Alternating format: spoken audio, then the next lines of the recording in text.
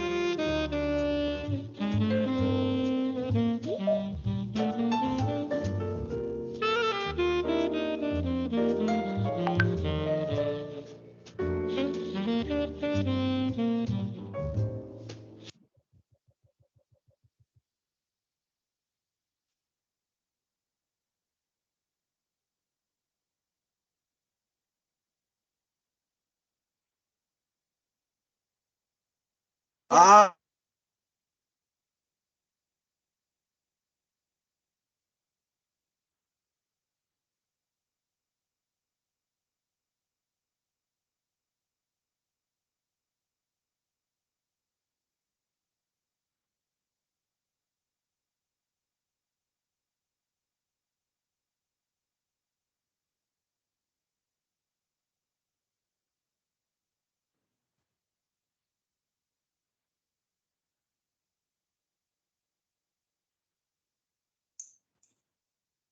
Assalamualaikum Johar. Waalaikumsalam. Bismillahirrahmanirrahim. Distinguished guests, ladies and gentlemen, Assalamualaikum warahmatullahi wabarakatuh and a very good morning. Welcome to the day 3 of the Safety and Health Environment National Authority Virtual Safety Forum. So today is the last day of the City Forum in conjunction with the SHENA's third anniversary. I am Zaruddin bin Hadi Abdurrahman. I will be the MC and the moderator for today's forum. Kindly seek everyone's attention on the screen now for the agenda of today's session. Basically, we are going to have two separate sessions. Session 1 will be the presentation by SHENA, followed by question and answer. And then we're gonna have we will have a rest for 5 minutes, and we will continue again for the second session where we will invite us, especially three different guest speakers from three different organizations, also followed by question and answer session. Please stay tuned with us until the end because we also have the quiz and interesting prize to be won. Okay, without further ado, first of all, to bless today's event and seek protection from the COVID-19 pandemic, we would like to invite Yang Mulia Mas Nadi bin Haji Masri for the recital of Al-Fatihah and Doa protection from COVID-19. استغفر الله العظيم استغفر الله العظيم استغفر الله العظيم الذي لا إله إلا هو الحي القيوم وأتوب إليه إلى حضرة نبي المصطفى رسول الله صلى الله عليه وسلم وعلي وأصحابه الكرام. الفاتحة. أعوذ بالله من الشيطان الرجيم. بسم الله الرحمن الرحيم. الحمد لله رب العالمين الرحمن الرحيم مالك يوم الدين إياك نعبد وإياك نستعين اهدنا الصراط المستقيم صراط الذين أنعمت عليهم غير المغضوب عليهم ولا الضالين آمين. أمين أمين. بسم الله الرحمن الرحيم. الحمد لله رب العالمين والصلاة والسلام على سيدنا محمد وعلى آله وصحبه أجمعين. لا إله إلا أنت سبحانك إني كنت من الظالمين. لا إله إلا أنت سبحانك إني كنت من الظالمين. لا إله إلا أنت سبحانك إني كنت من الظالمين. نعوذ بكلمات الله التامات من شر ما خلق. نعوذ بكلمات الله التامات من شر ما خلق. نعوذ بكلمات الله التامات من شر ما خلق. بسم الله الذي لا يضره مع اسمه شيء في الأرض ولا في السماء وهو السميع العليم. بسم الله الذي لا يضره مع اسمه شيء في الأرض ولا في السماء وهو السميع العليم. بسم الله الذي لا يضره مع اسمه شيء في الأرض ولا في السماء وهو السميع العليم. بسم الله والحمد لله محمد رسول الله لا قوة إلا بالله. بسم الله على ديننا وأنفسنا. بسم الله على أهلنا وأموالنا. بسم الله على كل شيء أخطانا ربنا. بسم الله خير الأسماء. بسم الله رب الأرض والسماء. بسم الله الذي لا يضر مع اسمه داء. بسم الله افتتحنا وبالله اختتمنا وعلى الله توكلنا وتحصنا بذي العزة والجبروت واعتصمنا برب الملكوت وتوكلنا على حي الذي لا يموت. اللهم إنا نعوذ بك من البرص والجنون والجزام ومن سيء الأسقام.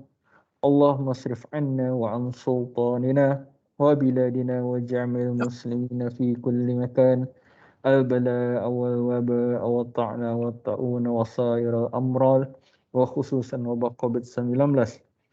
وقنا شر الردى بلطفك يا لطيف يا خبير إنك على كل شيء قدير. وصلى الله على سيدنا محمد وعلى آله وصحبه وسلم والحمد لله رب العالمين.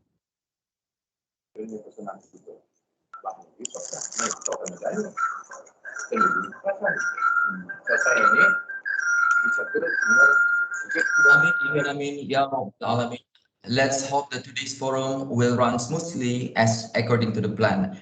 Ladies and gentlemen, before we begin, we kindly requesting everyone to switch on your camera so we can try to take a group photo prior to this event. And I think this will take time, yeah. So we will wait until everyone is turning on the camera. So please turn on your camera now. Thank you.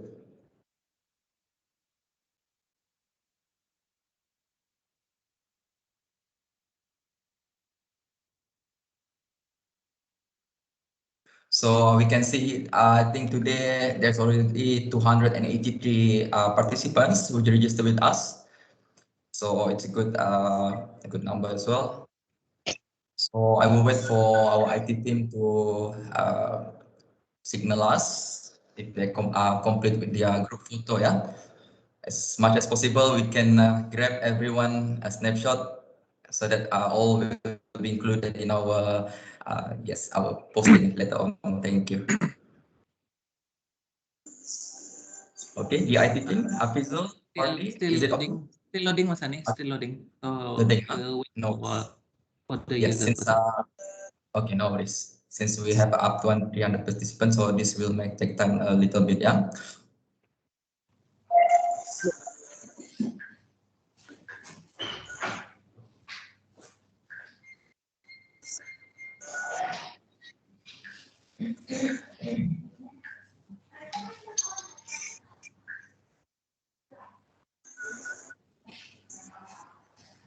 Okay, just smile on.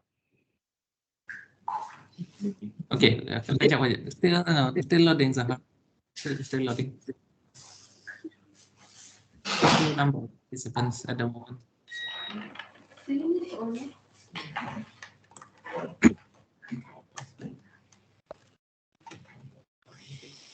I think it's ready. All right.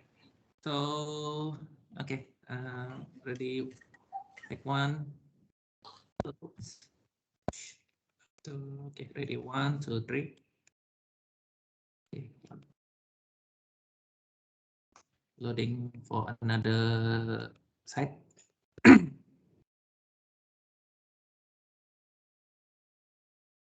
Okay, another page should be ready. Ready in 10, 9, 8, 6, 5, 4, 3, 2, 1. Okay. Okay, Hafizul? Okay, all right. Okay. So yeah. Thank you very much for opening your camera. So you know and off your camera, and we will start. We will resume the event very soon. Yeah. Thank you.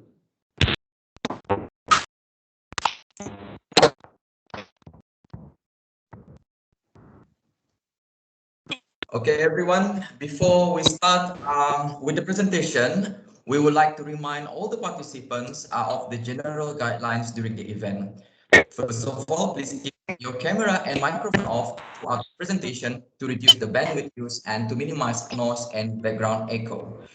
If you have a question to be asked throughout the presentation, throughout the forum, please feel free to use the chat box features, which can be found at the top right corner of your screen. The one look like the chat bubble.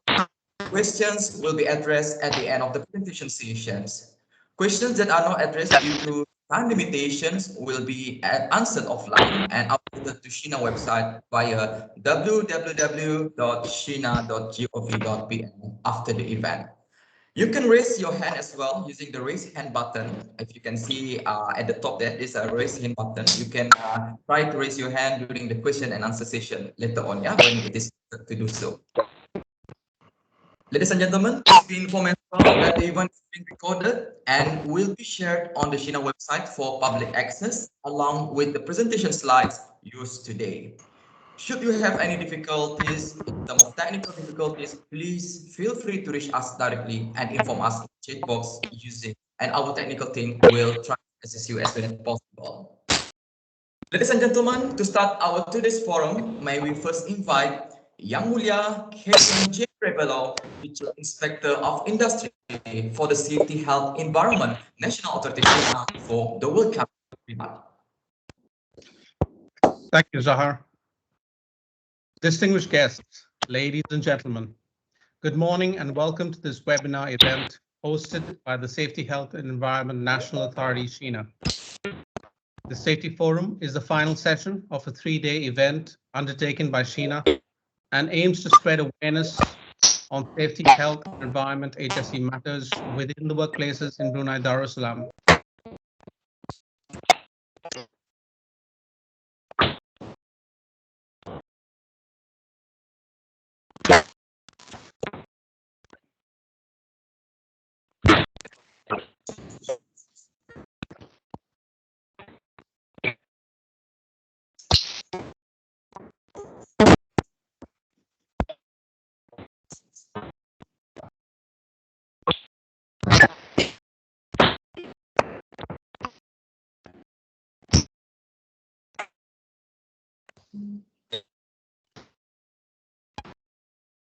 Sorry, Jamie, you're on mute.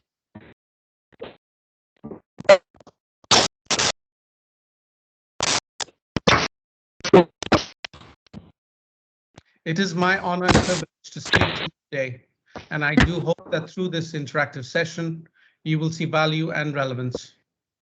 I would also like to take this opportunity to thank all of you for your continued support and your efforts towards ensuring a safer workplace. I see this event as beneficial and supportive of the ongoing outreach program undertaken by SHENA as we continue to seek to improve HSE standards and practices, as well as raising HSE awareness across all workplaces within the country.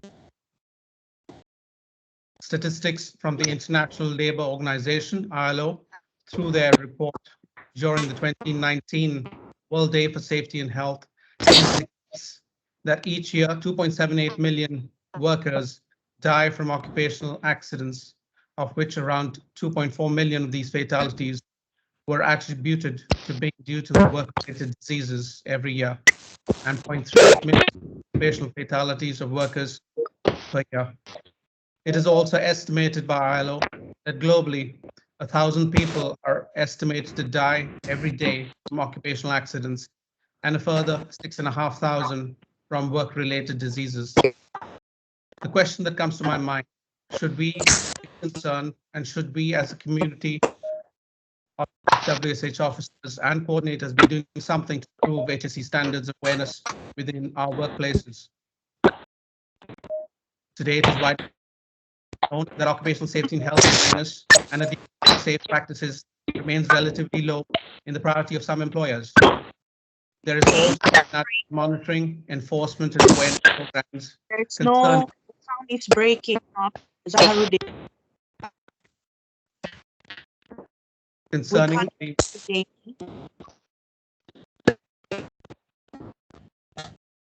Can you hear me?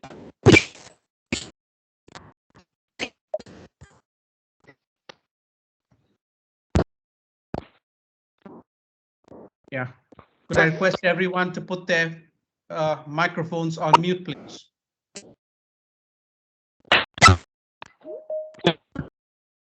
There is a growing need for more safety supervisors at workplaces, and as awareness within industry grows, there must be a realization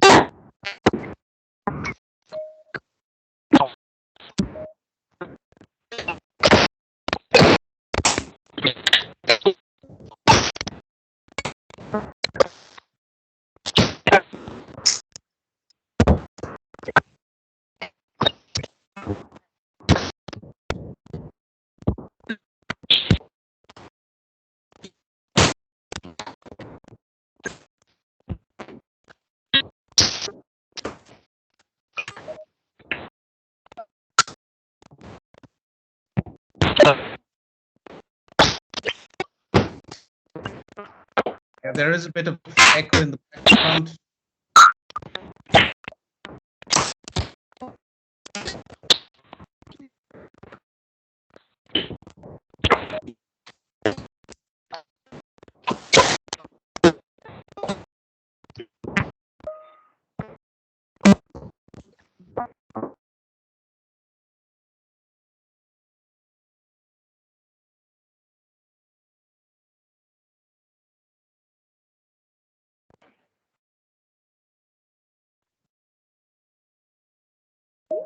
Okay, let's try if the voice is still okay. Can you see? Yeah, it sounds better now. Sounds better. Okay. So Jamie, did you manage to finish your opening remarks just now? No, give me a few minutes. Okay, okay. I think it's okay now. Continue, Jamie. Yeah. There's growing need for more safety supervisors at workplaces, and as awareness within industry grows, must be realization that with the right level of empowerment and support from top management of organizations, these safety officers, or as we formally call them, WSH officers and coordinators, will aid you in ensuring safe work practices are commonplace.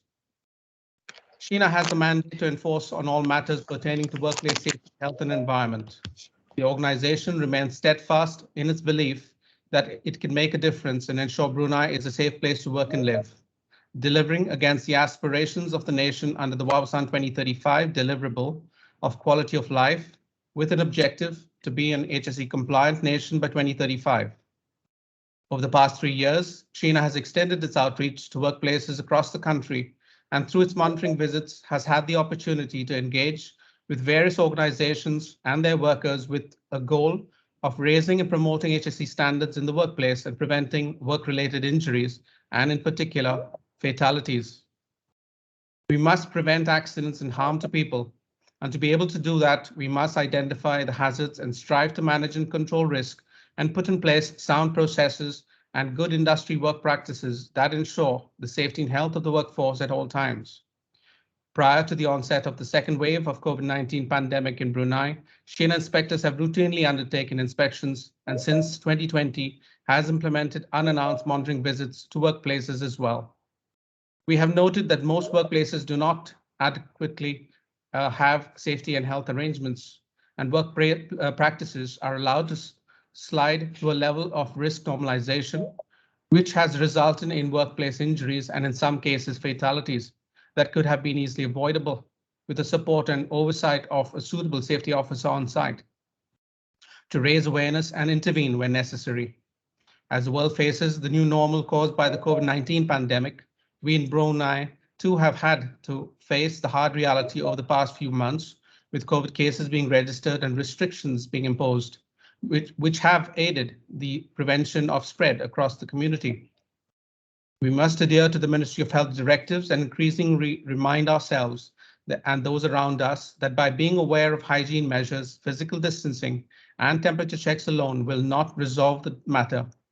Being fully vaccinated must be the top priority for all of us as we adhere to the directives during the transition phase. This essentially means that as a society, we must work together to protect ourselves and those around us by establishing good and safe practices that will ensure positive results and prevent the spread of the virus. On a similar note, our contributions do matter in the face of ensuring sound work practices and improved occupational safety and health standards within the workplace. Risk exists in all workplaces, and without suitable controls and safety measures in place, occupational safety and health impacts can be life-threatening if wrong practices are not addressed in a timely manner. We must prevent accidents and harm to people, and to be able to do that, we must identify the hazards and strive to manage and control risk, and put in place sound processes and good industry practices that will ensure the safety and health of the workforce, including those impacted by the work activity. In closing, I would like to reiterate that SHENA seeks the support of all its stakeholders to create a safe and healthy environment to ensure Brunei is always a safe place to work and live. By attending this event, you show your support, and it is by your understanding and actions going forward that we could truly make a difference. Thank you once again to all of you who have taken the time to be with us today, and I look forward to an effective collaboration and to providing a sustainable solution for workplace safety and health and environment for Brunei. I would also like to thank all those involved who have made this event a resounding success, and for the efforts of the HSC fraternity, as well as every registered workplace safety and health officer and coordinator who work tirelessly to ensure the safety of others in the workplace. Thank you once again, all of you, for being present with us here today, and I look forward to working closely with you in the coming months for providing a sustainable solution for workplace safety, health, and environment for Brunei. Thank you. Thank you very much, Captain Jeremy. First of all, sorry everyone for the connection problem just now. I think everyone fully understand with this current work from home.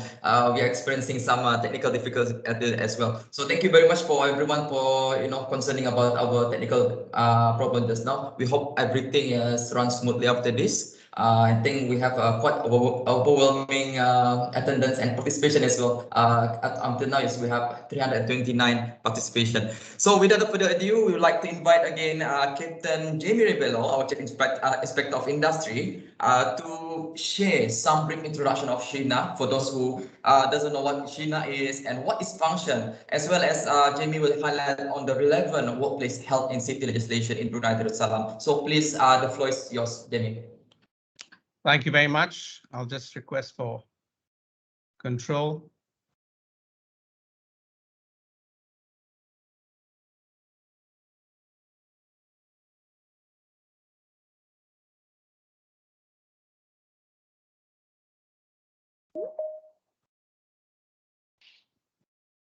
Okay, thank you. So good morning, everyone again, and this is an excellent opportunity to speak to you today about SHENA as a start. So some of you have probably heard about us as an organization. The statutory body, SHENA, was formed way back 2017. The SHENA order was signed off in 2018 by His Majesty. The authority regulates all matters related to workplace safety, health, environment, as well as radiation in Brunei. We are currently headed by an interim safety chief executive officer, and he reports directly to the board of directors, who in turn report to the Minister of Energy, who's the minister in charge. SHENA is formed of warranted inspectors and authorized officers who are warranted under the orders. And as a vision, we are committed to making a difference in ensuring Brunei is a safe place to work and live.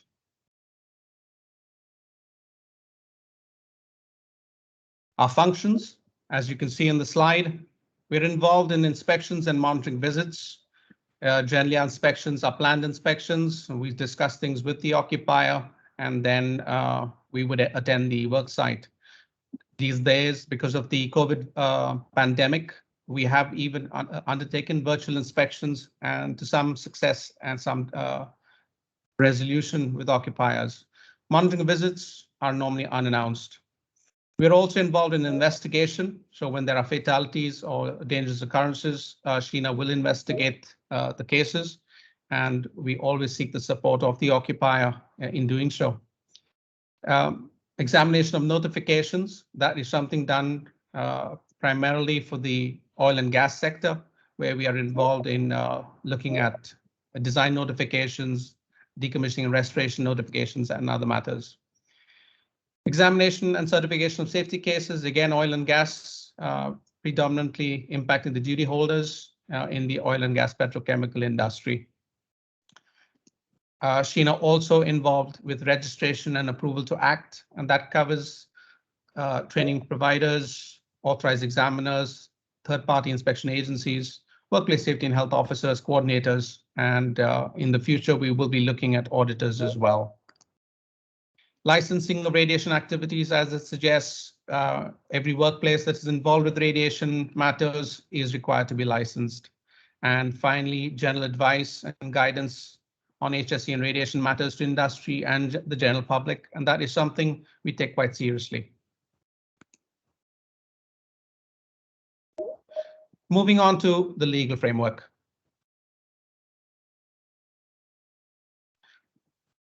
So, as most people are probably aware, this order used to reside with the Department of Labor, which is the Workplace Safety and Health Order. And as of 2018, with the signing of the SHENA order, SHENA became the custodian for this order and the enforcement of it and the regulations under the order as well. The understanding, it places duties on the employer, the occupier, the principal, and pretty much everybody in Brunei who is at work in the country.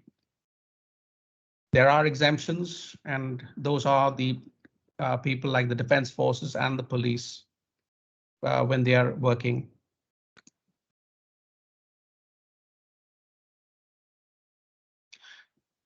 In terms of legislation, so as the Workplace Safety and Health Order is the highest level or in hierarchy of legislation or HSE in the country, below it there are a number of regulations, as you can see in the slide. What's particularly important is to summarize, we have shown you that all workplaces generally are required to follow compound offenses, reporting requirements, so the incident reporting regulations, risk management, having the workplace safety and health committees, as well as first aid regulations. If the workplace is a factory, that means there are more than 100 people employed there or specifically involved with petroleum products and activities, then you can consider additional requirements of the WSH officer, as well as the general provision regulations are captured there as well. Where sites are involved in construction activities or works of engineering construction, they are required to follow the construction regulations. And finally, for facilities, which is the oil and gas side, petrochemical side, as we normally call them, COMA facilities, are required to follow the control of major accident hazard regulations.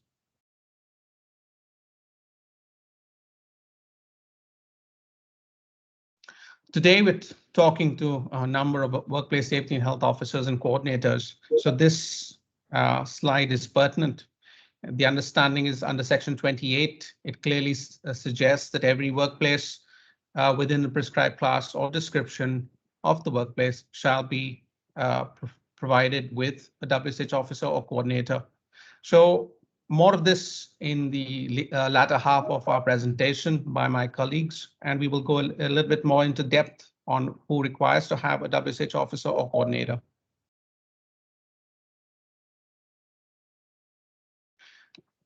As a summary, this will help you also is to understand is that all places that have more than 25 people at work, so all workplaces are required to have a first aider. So the understanding is look at your site, consider the risk at your site, and where possible, follow the legislation, even if you don't have 25 people. But the law requires that more than 25, you need to have a first aider in place. By ratio, the understanding is one first aider for every 50 people. For safety committees or workplace safety and health committees, where there are 50 people or more at that workplace, they need to have a workplace safety and health committee. That is formed again of people from management as well as the workforce. And normally the WSH officer or coordinator is the secretary for that committee.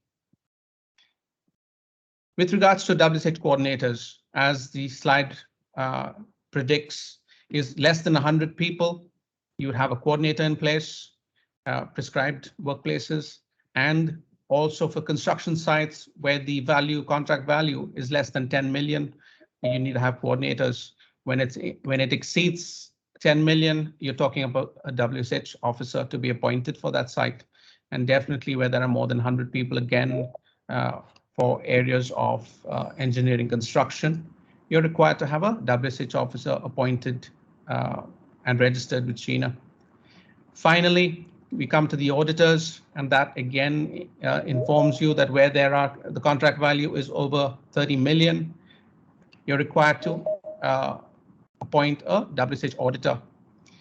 For those organizations who are doing construction works which are less than 30 million, then the audit work can be undertaken by somebody who's internal, but these audit reports should be maintained and be available for inspection by SHENA as well.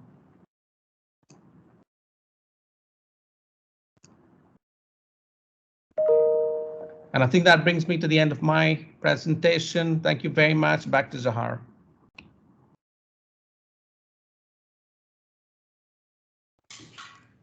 Thank you very much, Captain Jamie. Excellent presentation on the overview of SHENA legal requirement. So it is well noted that the legal requirement is already there for the appointment of the workplace safety health officer and the workplace safety health coordinator. So the question now, whether your workplace really need this appointment and how can you register with SHENA? To get more clarification on this, may we invite now our next speaker, Yang Mulia Siti Liana binti Abdul Rahim, Inspector 1 of Major Accidental Hazard Sector, to present on the topic of Workplace Safety Health Officer. Please welcome Siti Liana. Okay, Bismillahirrahmanirrahim.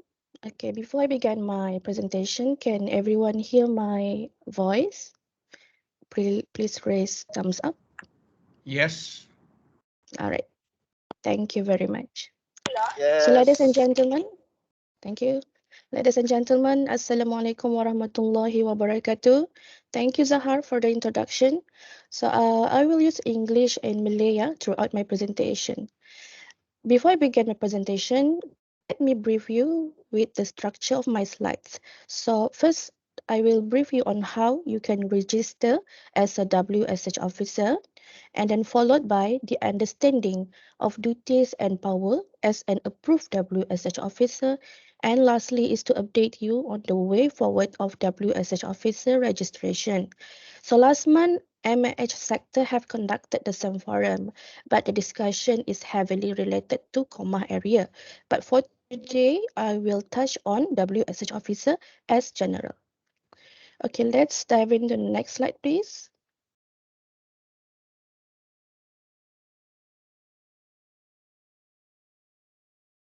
Okay, as presented by Jamie earlier, WSH officer is required at a workplace with prescribed class or description of workplace. So why this statement is important to you? So first is the words WSH officer itself, and second is workplace with a prescribed class or description of the workplace. So coming back to my first point earlier, WSH officer. The question here, what is WSH officer? So WSH officer is actually one of the legal role in WSH Order 2009. So basically, di dalam WSH Order 2009 ini, there is many other legal roles stated. For example, as mentioned by Jamie, there is WSH coordinator, WSH auditor, WSH committee, and many more.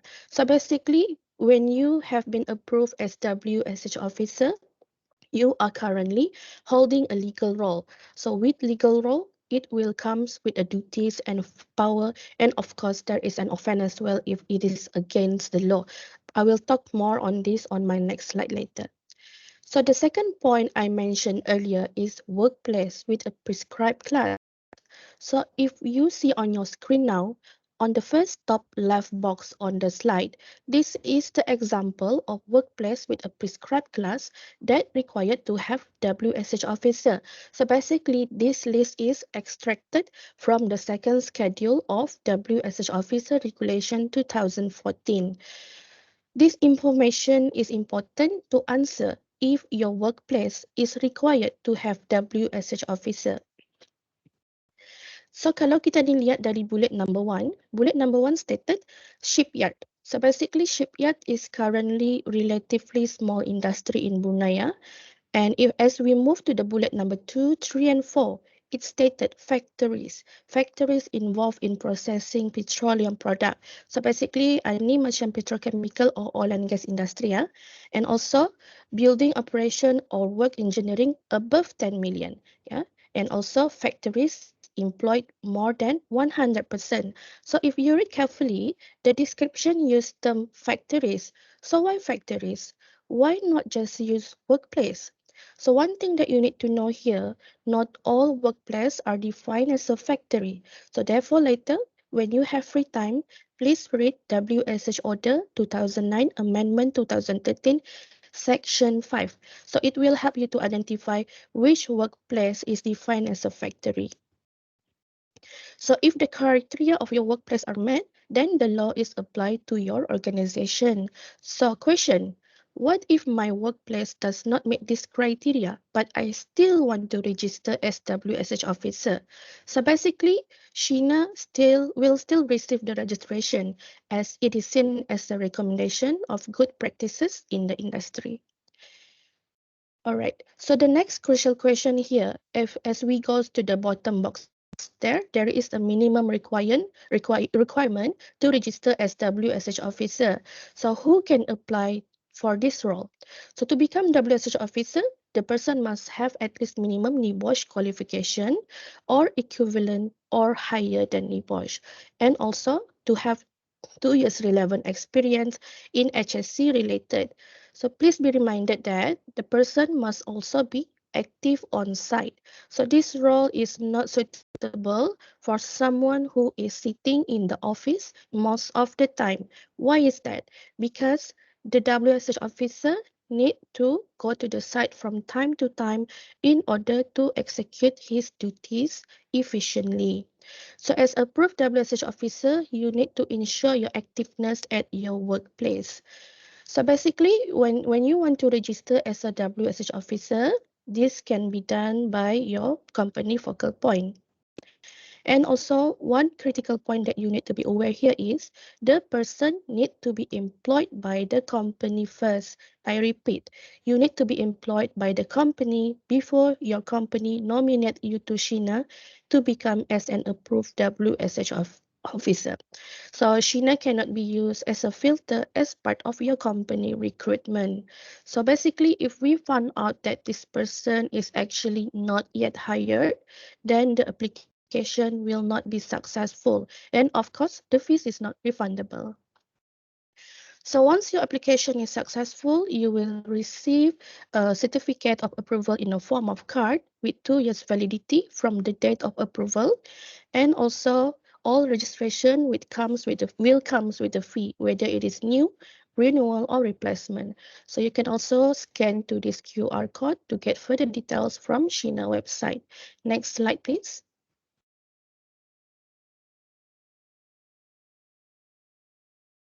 So as I presented earlier on factories, this slide is showing you example of workplace that is categorized as factory.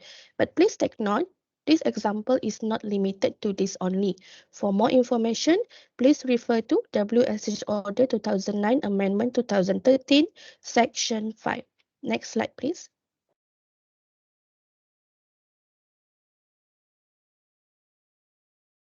So the left picture from this slide is the example of certificate of approval for WSH officer in a form of card.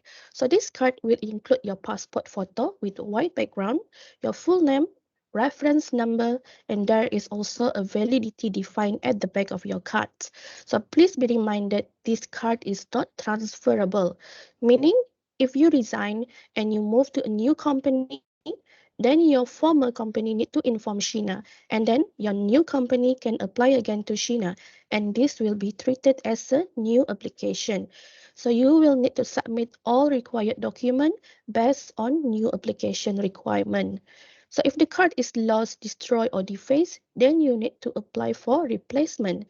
So with the replacement, it will be needed with a supported documentary proof, such as police report. And also the card can be replaced with the cost of $10.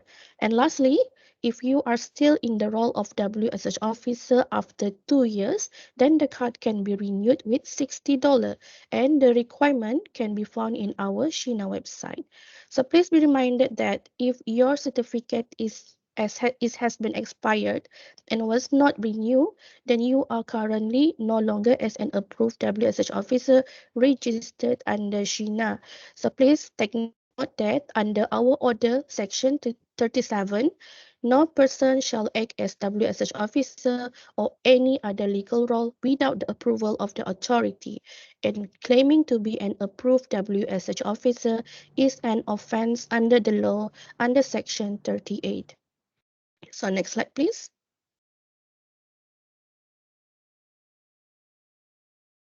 Okay, so these slides basically summarize all information that I have shared to you earlier, starting with the stage 1 for the requirement to register, and then moving to stage 2, the submission of the documents to WSH officer email, and then to our SHENA Finance, they will process the fees at stage 3, and then once the payment is completed, the assessment review will commence.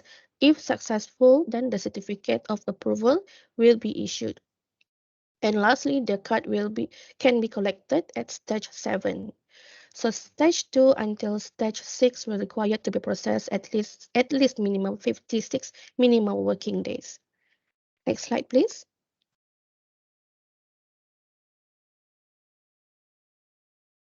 So all of you who have been registered with SHENA or will be registered will have a legal duties and legal power under the law. So why this is important to you? So as WSH officer, your duties is to assist your occupier, your employer, your duty holder by assessing the risk in your workplace. So after you assess the risk, what you will need to do? After you risk assess, then you need to recommend measure on how you can eliminate or reduce the risk to a large or as low as reasonably practicable.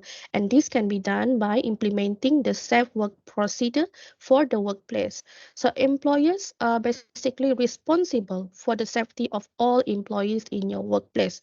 So basically he need to listen, he need to also involve all the employees throughout the action. So as WSH officer, you are the one who has been appointed and can make a difference at your workplace by assisting your occupier or employer to manage the risk. So question here, how can I discharge these duties? So you need to read the regulation and be aware of what powers that you have.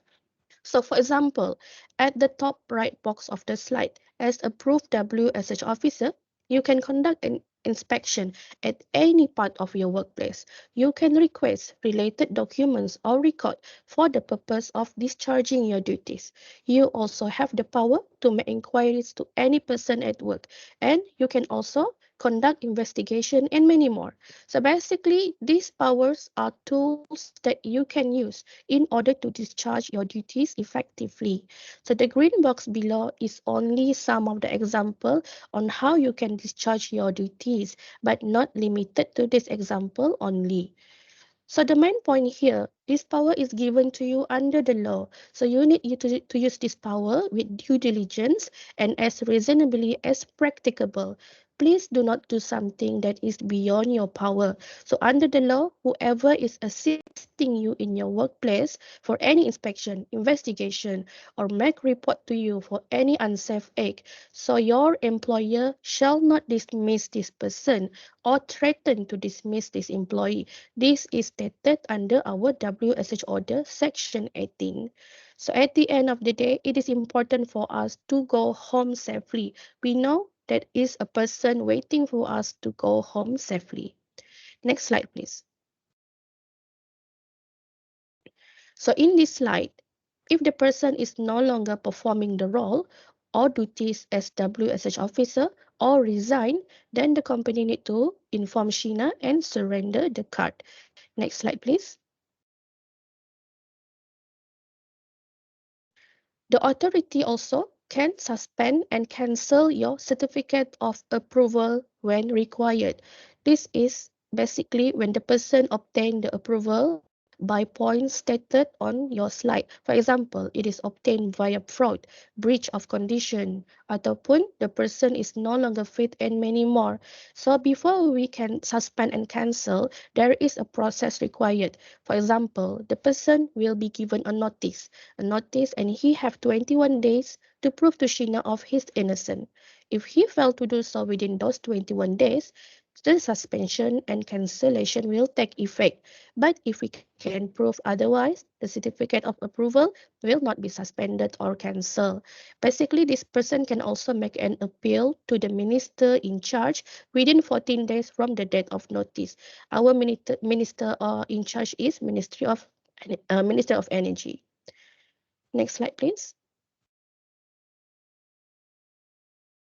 So as I keep on emphasized earlier, since WSH officer ini is a legal role, there is an offense to the occupier of the workplace if he intentionally did not want to comply with the regulation, and the offense is as per stated in the slide. But the most critical point here is you need to know, by being an approved WS officer, if you found not discharging your duties as stipulated in the law without any reasonable excuse, the offense will also fall to you with a fine not exceeding 5,000 for second or subsequent offense not more than 10,000 and imprisonment not exceeding 6 months or both. Next slide, please. So lastly, this slide shows you the journey of our enforcement for WSH officer. So it started from year 2016 when the WSH order 2009 and the underneath regulation was still under Ministry of Home Affairs with the support of EID, PMO, HSC. And as SHENA established, the legislation is transferred to SHENA for the enforcement. So basically, the phase of implementation has taken place on 3rd May 2021 this year. So next in the pipeline, all of the registration can be applied via online portal. So inshallah, SHENA will keep you updated when the system is ready for implementation. So finally, I hope now you are clear with how on the process how is the process on registration for WSH officer conducted, and then most important thing is you need to be aware of your duties and power under the law as approved WSH officer. So SHENA will continue to seek support from all of you and from all WSH officer for the opportunity to work together to ensure Brunei is a safe place to work and live. Thank you. So I will now pass the floor to the next presenter.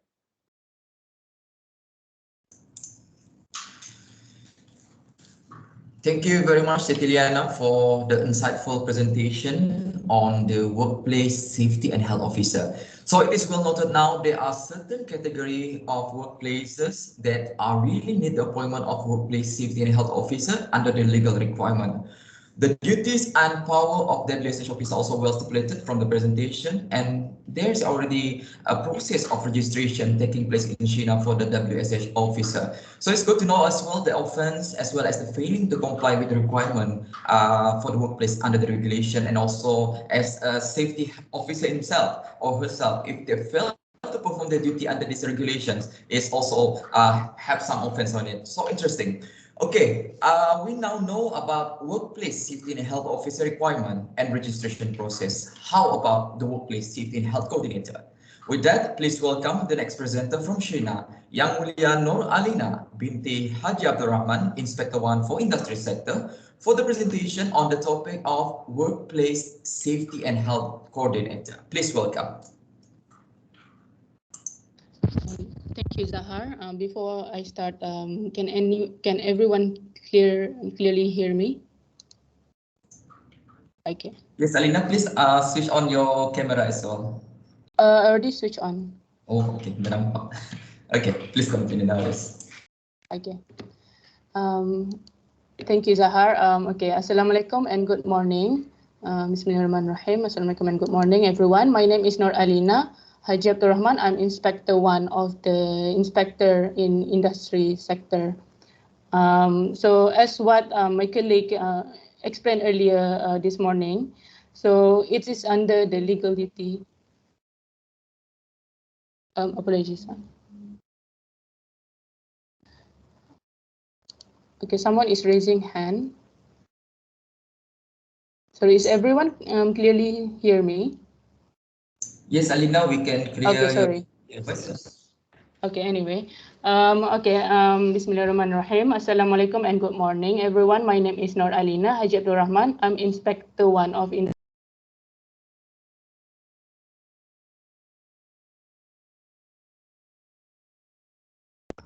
Alina, your voice on mute. Okay, sorry, someone muted me. Sorry about that. Anyway, so as what my colleague earlier explained to you earlier, there's a requirement in the Workplace Safety and Health Order 2009 about requirement of appointing Workplace Safety and Health Coordinator as well as the Workplace Safety and Health Officer. So today I will be talking about more on the Workplace Safety and Health Coordinator. About its requirement and also its registration process. So next slide, please. It's okay. Anyway. So which workplaces require the Workplace Safety and Health Coordinator? So at the moment, Workplace Safety and Health Coordinator is mandated or needed or required to a work site of building operation or work site of engineering construction with the project value or contract value of less than 10 million. So unlike the workplace safety and health officer, this registration can be done by an individual, focal point, or any company representative. So at the moment, we don't have any registration fees for the registration for workplace safety and health coordinator. And once the workplace safety and health coordinator is appointed, the validity of the coordinator is only for 2 years. Hence, this need to be renewed every 2 years. So what are the requirements to be registered under SHENA?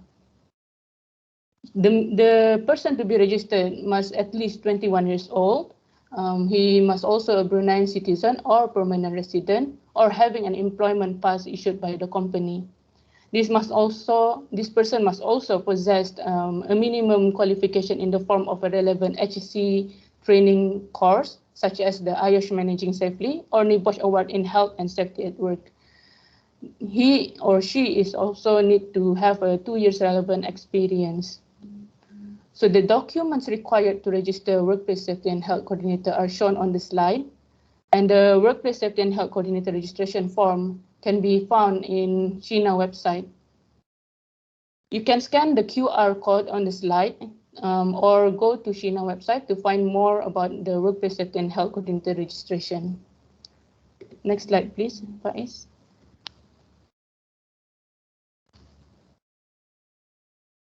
Okay, for this slide is showing about the duties and powers of the Workplace Safety and Health Coordinator. Regulation 7 of the Workplace Safety and Health Construction Regulations has mentioned the duties of the Workplace Safety and Health Coordinator. This is summarized in the slide shown. One of the duties are to assist in the occupier of the work site in identifying an unsafe condition or any unsafe work practice being carried out in the workplace or work site. Sorry.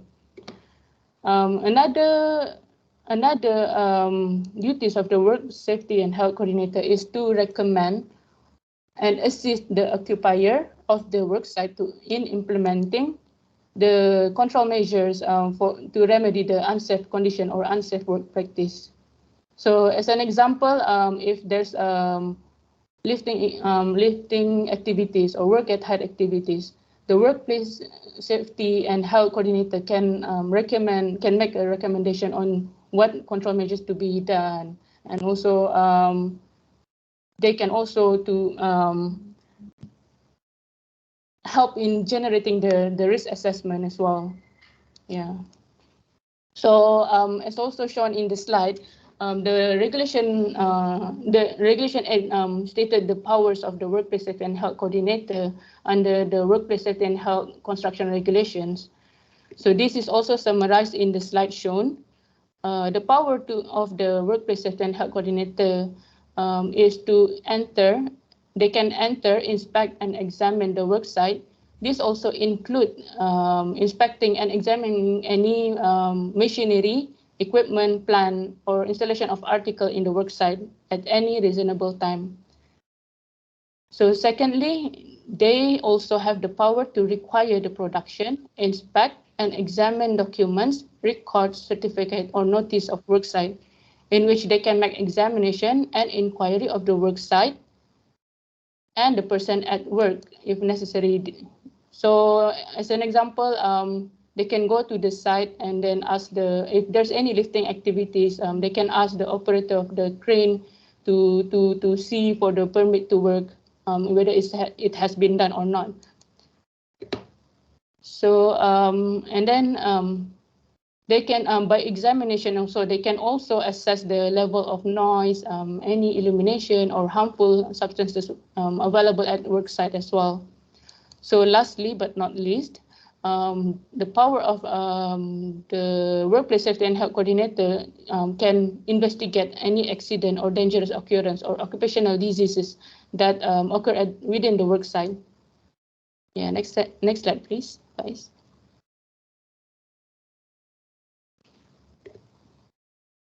Okay, as per Regulation 6 of the Workplace Safety and Health Construction Regulations, the occupier of a work site is guilty of an offense if they do not appoint, they do not have any appointed or incompetent workplace safety and health at the work site, and they are liable on conviction to a fine not exceeding 10,000. And in the case of continuing offense, they can further fine to be exceeding to 1,000 for every day when the offense continues after a conviction. The workplace safety and health coordinator also guilty of an offense if they found to be violating his duty as the workplace safety and health coordinator. This is also stated in the Regulation 7 of the Workplace Safety and Health Construction Regulations. They may be liable to a fine not exceeding 1,000 and may exceed it to 5,000 for a repeat offense. Next slide.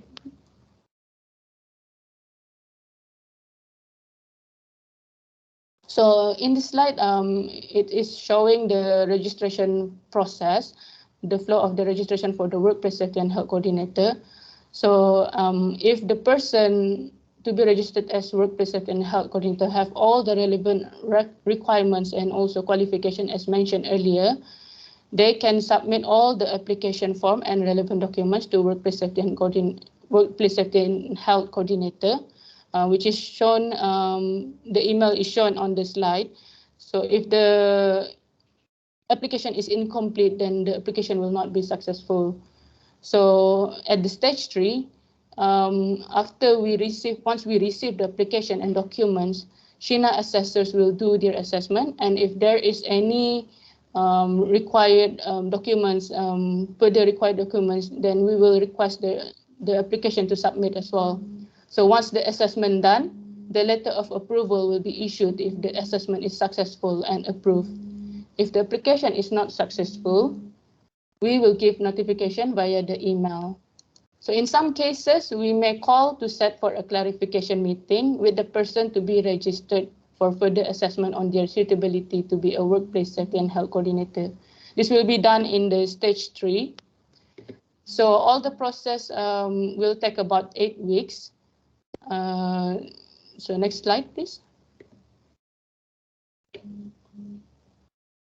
So as the same as workplace safety and health officer, the letter of approval is not to be transferable. So at the left side of the slide showing the sample of the letter, and if it is lost, destroyed, or defaced, the holder of the letter may apply to authority for the replacement letter. This letter is renewable every 2 years. Next slide.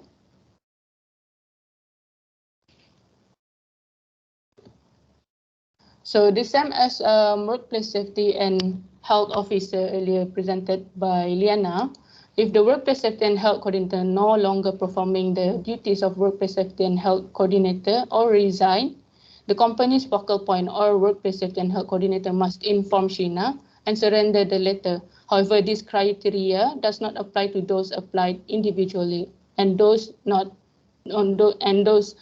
is not associated with any company. The letter of approval for approved workplace safety and health coordinator must be surrendered within 7 days of the date of the cancellation. Okay, next please. Next slide, please.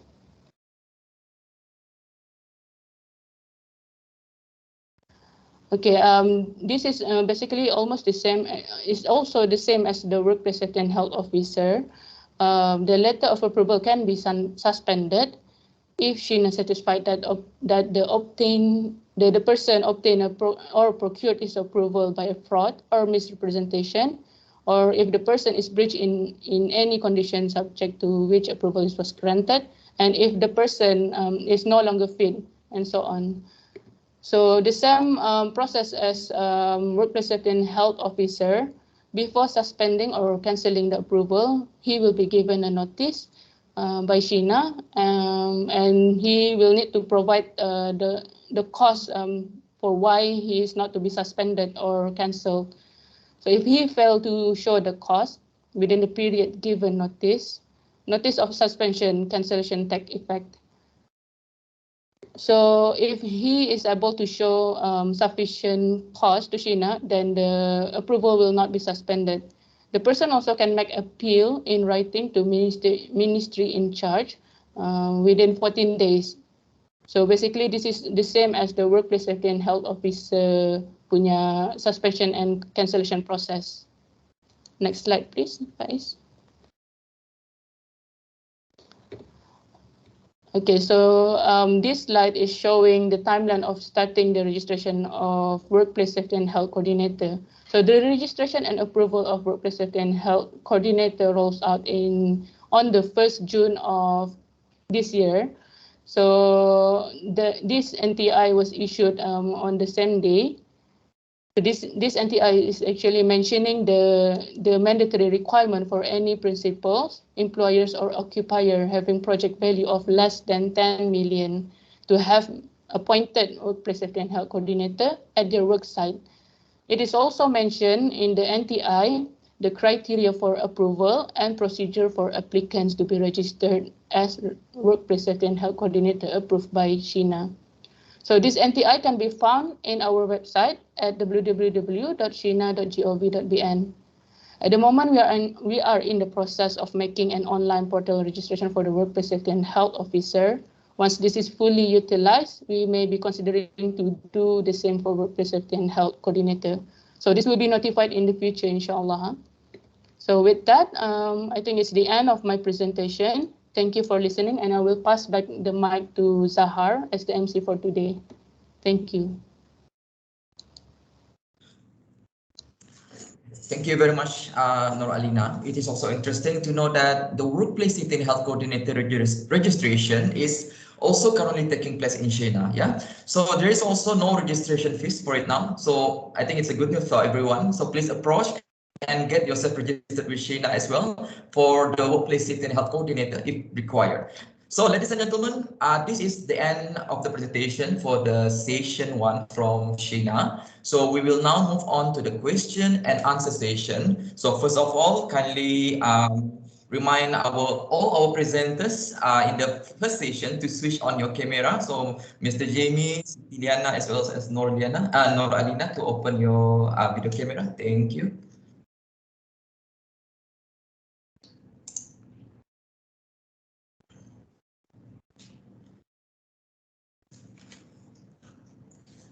Okay, yeah, Alina is there. Finally, I saw your video, Alina. Tadi na nampak. I think some people saw it, but some people didn't saw it. So I think with connection problem kali ya. Okay, Mr. Jamie.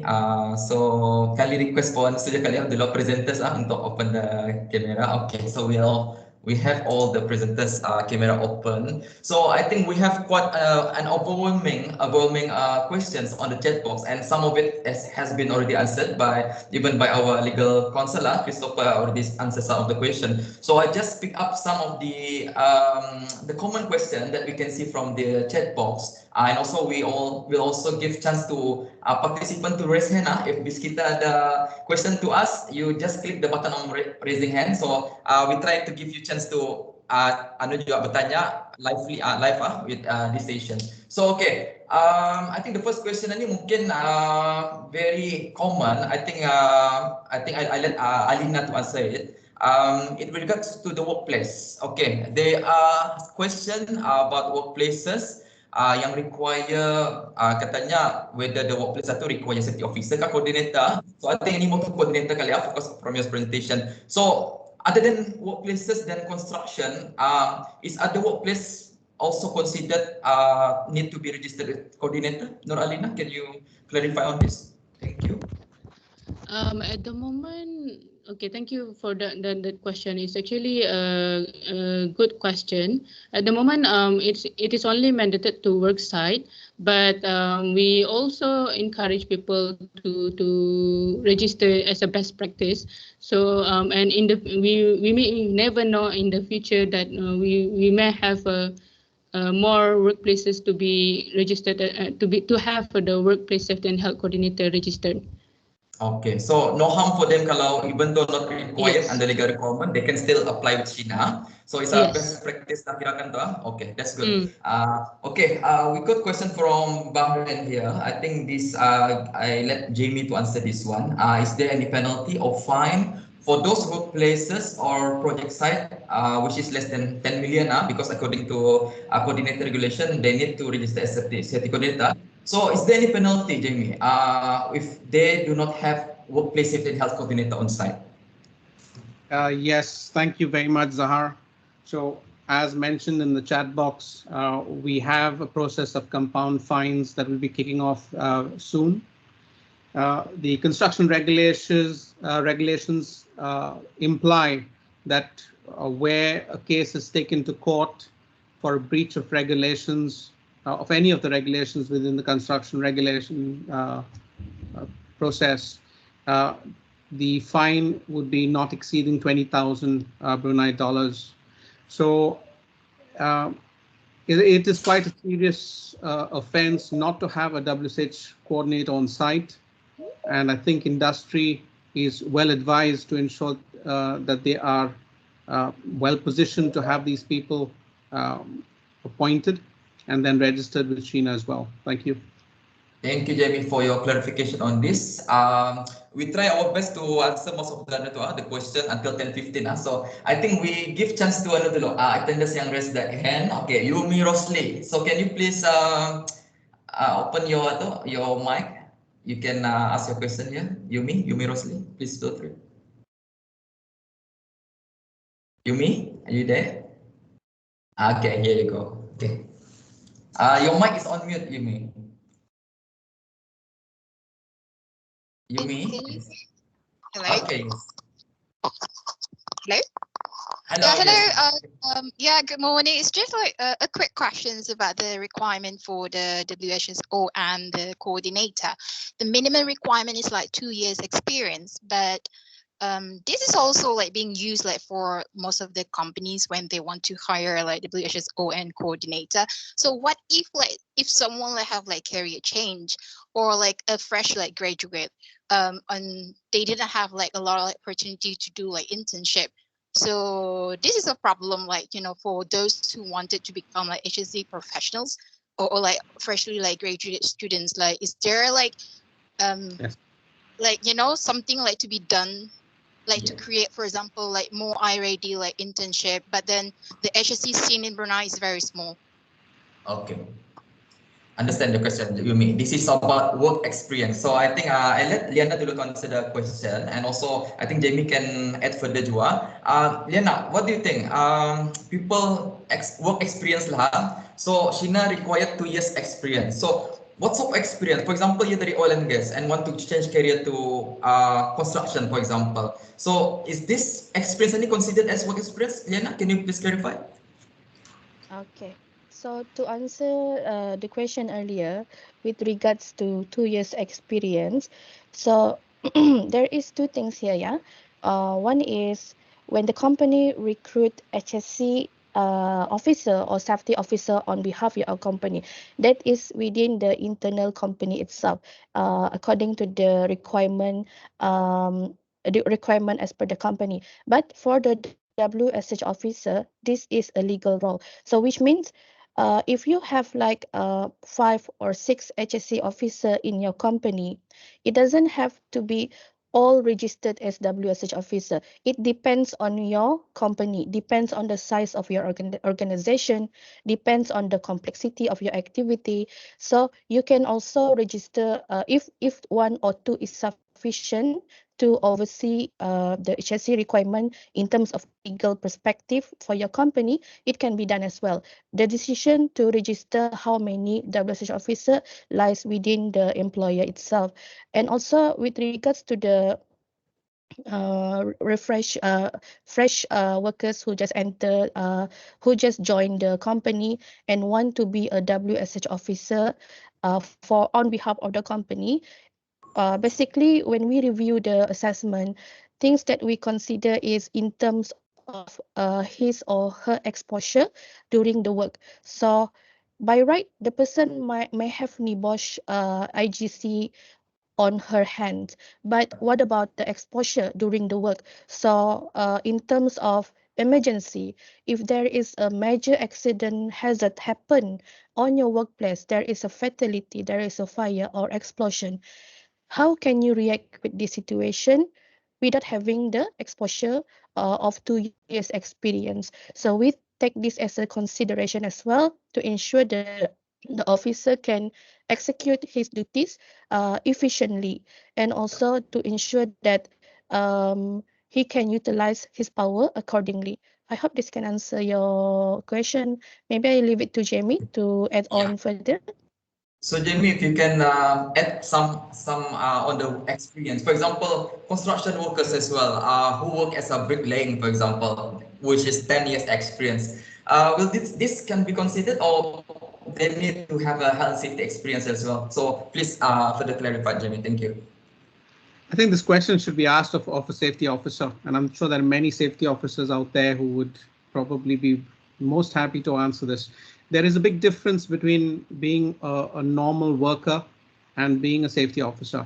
And I think the safety officers in the audience today will stand by the fact that they are a specialized breed of people who understand concern, understand the risk, understand the hazard on site, and they take every opportunity within their power to intervene.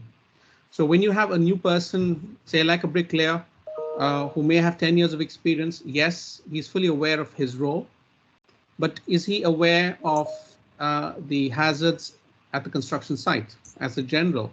Is he aware of the concerns with chemicals, with noise, with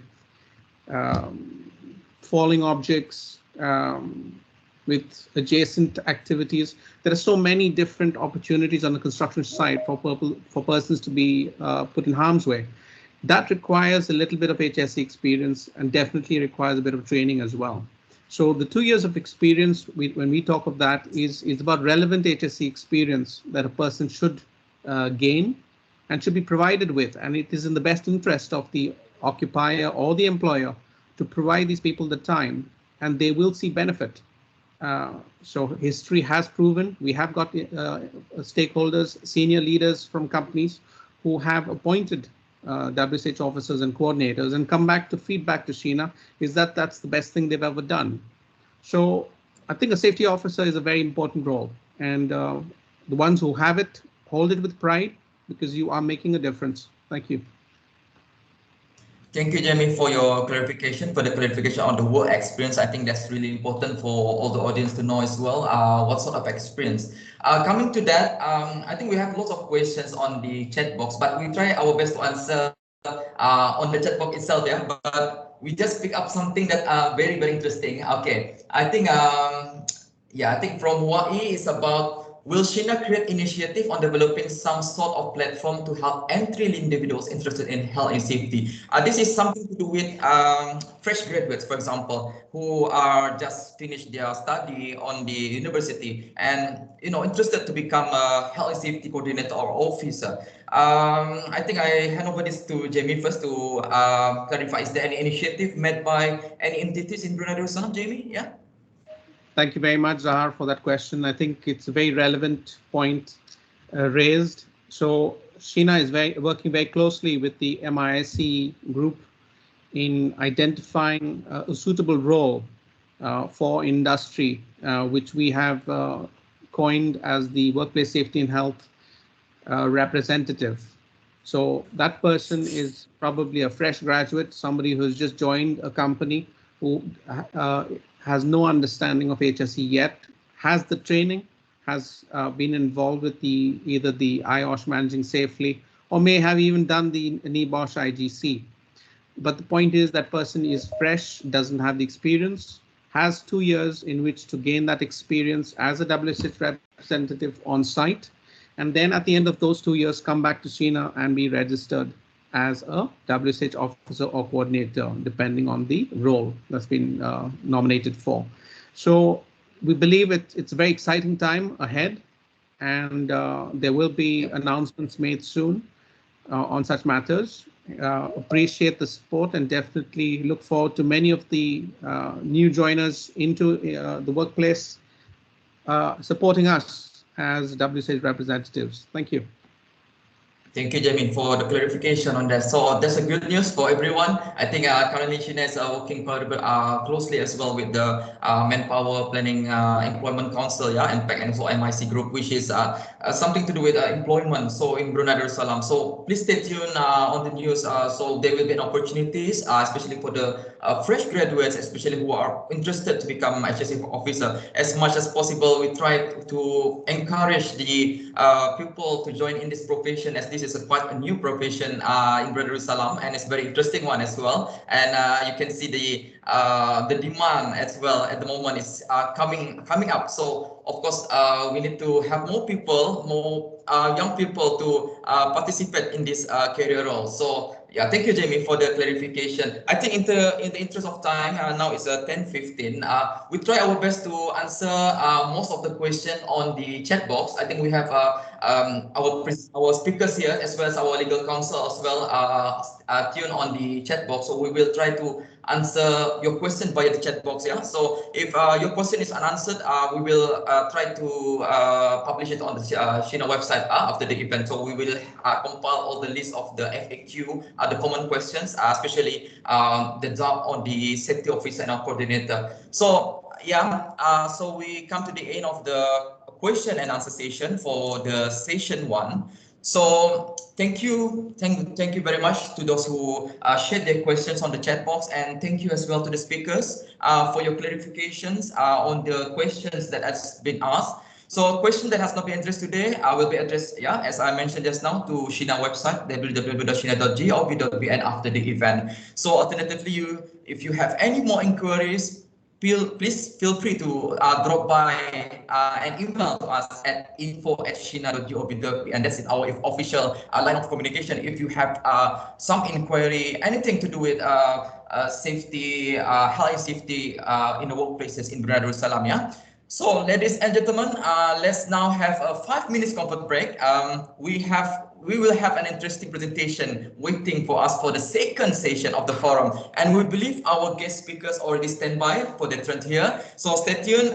We will be back after 5 minutes. So inshallah around 10:23 macam tu. I think we will come back with the second session. So please have your break, everyone. I think you want to grab some coffee or go for toilet break. So please feel free to do so. Yeah. Okay. Stay tuned with us.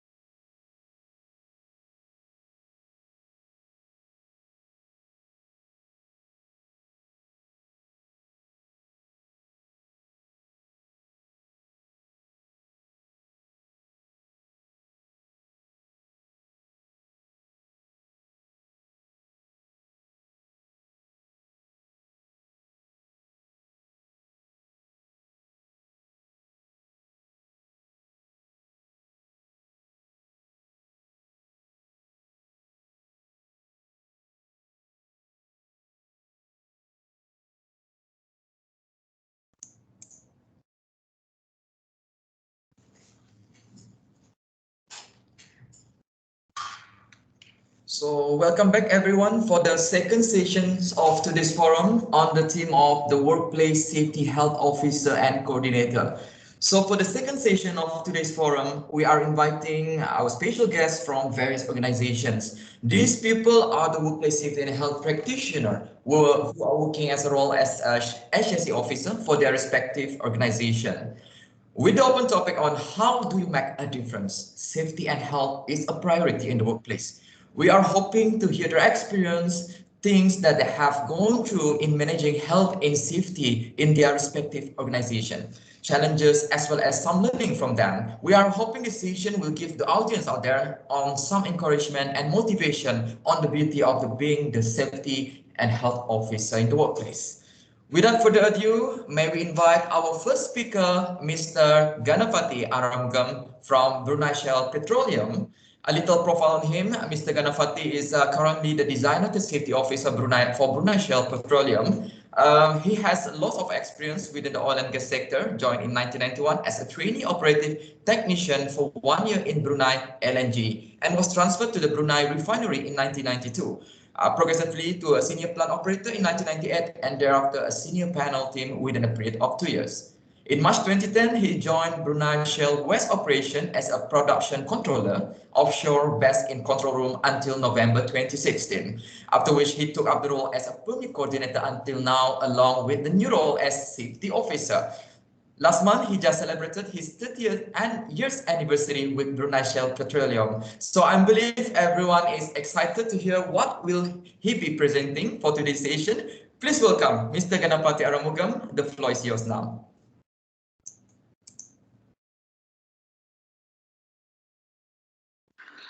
I hope everyone can see and hear me. Yeah. Okay. A very good morning to all of you. Firstly, I would like to say thank you to Mr. Zaharuddin bin Haji Abdurrahman from SHENA for the introduction. Thank you. Members of SHENA and to all distinguished guests listening in. I'm very happy and grateful to SHENA also for giving me this opportunity to be part of the forum. Thank you once again. Right. Firstly, to start off with, let me introduce myself again. My name is MV Ganapati Arumugam. I have been working for Brunei Shell for just over 30 years now. Currently as a workplace safety and health officer in BSP.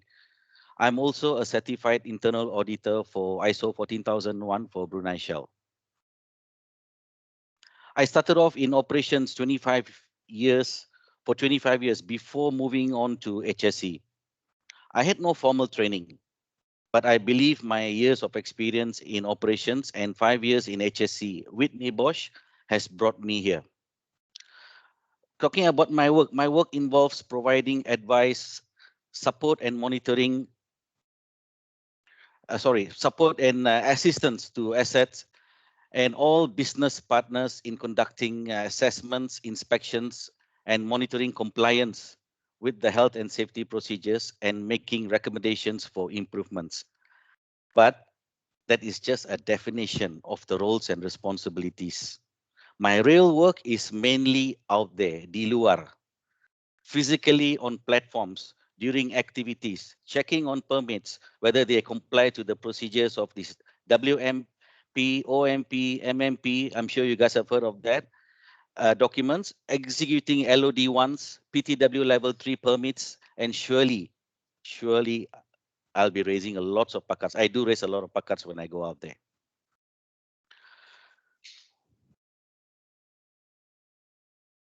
Sorry. So as safety officers and myself as a workplace and health representative for SHENA, kerjaku basically di luar, bukannya berduduk di office saja. It's mostly out there. Thank you. Next slide, please.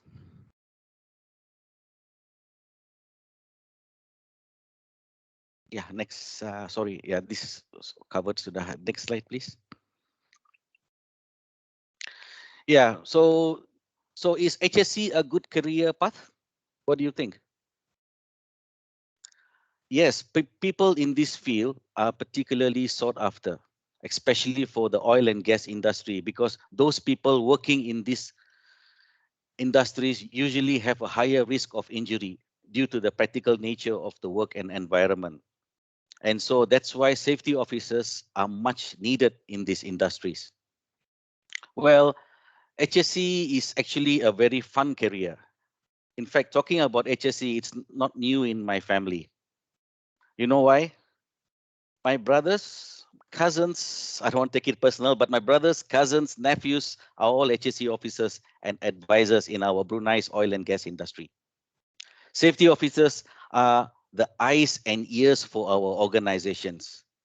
We are the police, walking around and checking in everything is in place in terms of safety. Tapi, I must tell you this, tapi ingat, remember, being in this field comes with a lot of responsibilities. Not only you want the business of your organization to be a huge success, you also want to be sure you are providing your workers a safe working environment with safety procedures, policies operating effectively, and also ensure everyone is working together to minimize risk, thus reducing greatly the number of incidents in workplace. Ingat, kita ni punya tanggungjawab besar. It's big. We have big responsibilities. I don't mean to scare you, but as safety officers, we do have big responsibilities. But then again, you don't work alone. You work as a team. Okay, guys. Yeah, next slide, please. So brings me to the next question. Let me ask you if safety is a value or a priority. What do you think? Well, let me tell you that safety is a core value. It should be reviewed as a value like honesty, working hard, and reporting to work on time. Values are embedded dalam darah kita ni, bah. While priorities can change, it's in our blood. It requires a personal commitment at all levels in the organization. And remember, there is a big difference in how a company thinks and behaves when safety is a value rather than a priority. For a company with safety as a core value, safety will become a way of life. Remember that health and safety are more than just a set of rules. In order to have a truly safe workplace, you must work to weave health and safety into the culture of our organization. Now, bukan saja di tempat kerja, even at home juga, we are always so health conscious.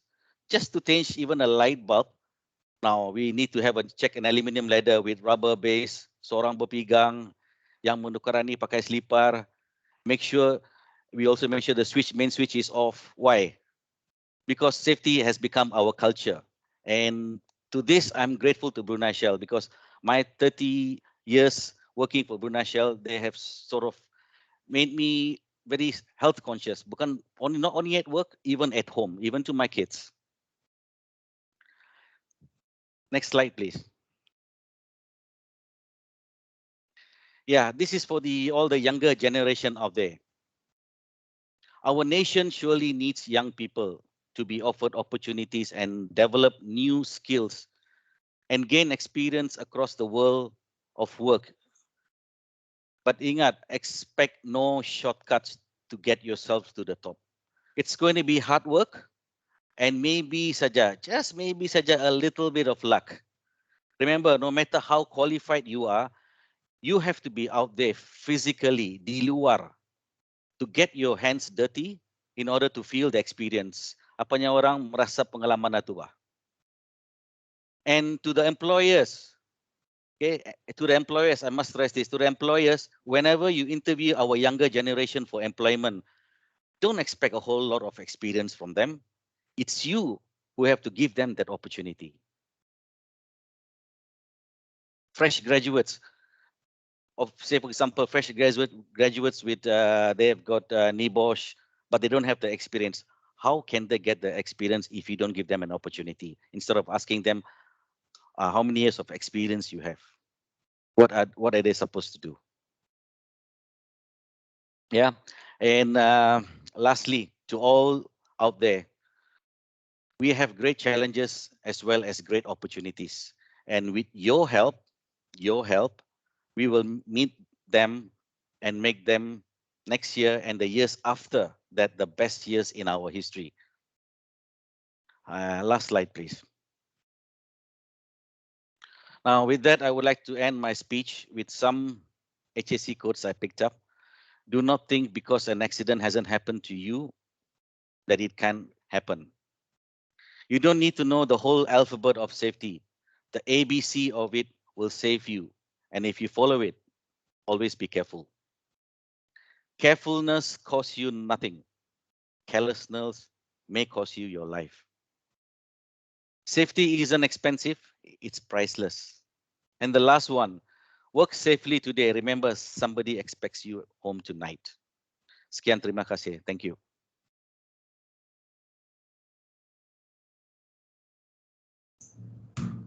Over to you, Zahar. Thank you. Okay, thank you, Mr. Ganapati. Atau I was just about to click love tadi tu, love punya share.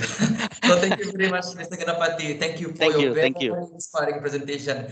So I think we definitely learn a lot from your sharing. There's no doubt when you become a HAC officer or coordinator, you play a very big responsibility within your organization. That's the most the point that I capture from your presentation. As you mentioned, the job is like a police walking around and checking if everything is in place in terms of health safety. Thank you very much, Ganapati, for your presentation. So I think we will we go to question and answer session. So we will have more, I think, question with yourself.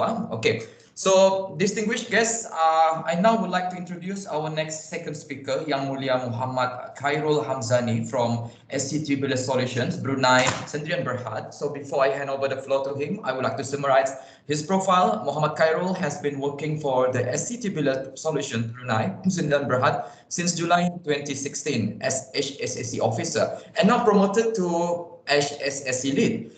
Prior to working with SC Tubular, he also have been involved as a site safety coordinator and a HSC supervisor in both construction and power plant industry.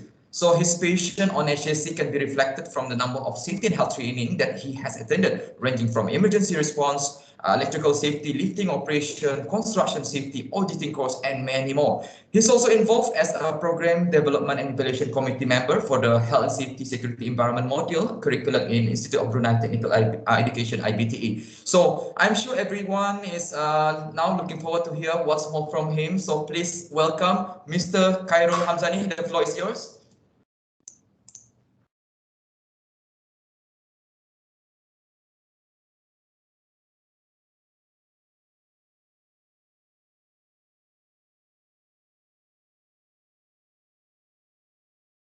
Thank you, Zahar.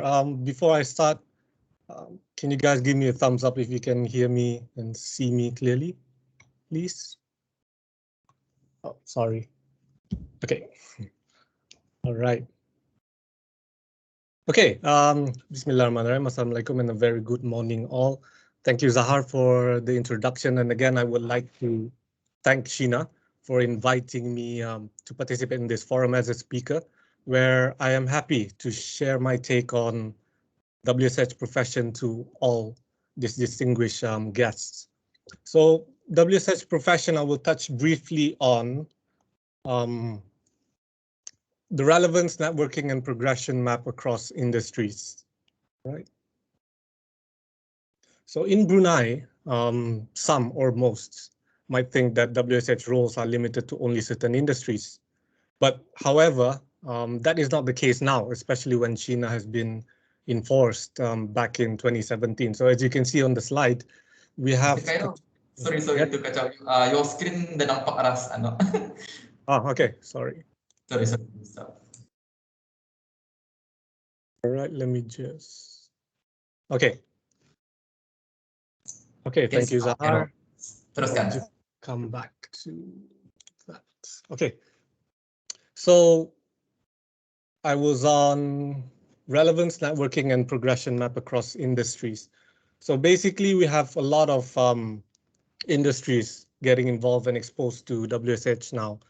So we have construction, we have power plants, oil and gas, factories, medical facilities, we have government, banking, and other private corporation.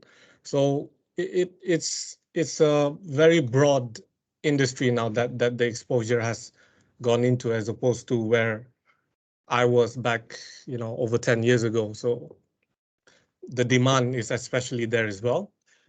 So I personally have been exposed to the three industries coded in green: construction, power plants, and oil and gas, where I am now currently in the oil and gas industry. So allow me to share a bit of my own journey on my challenges and experiences gained across industries. Bear in mind, due to the interest of time, I'm just sharing a few pages of my whole book of journey.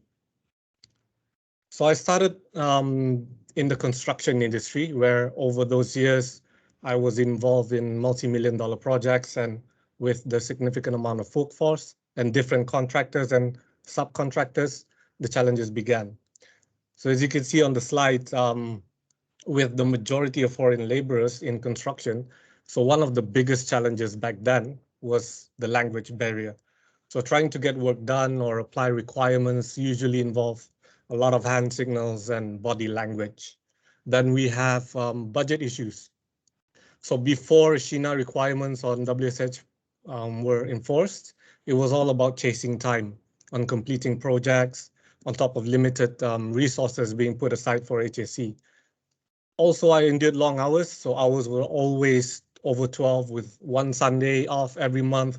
So that's a full-time week in, week out job.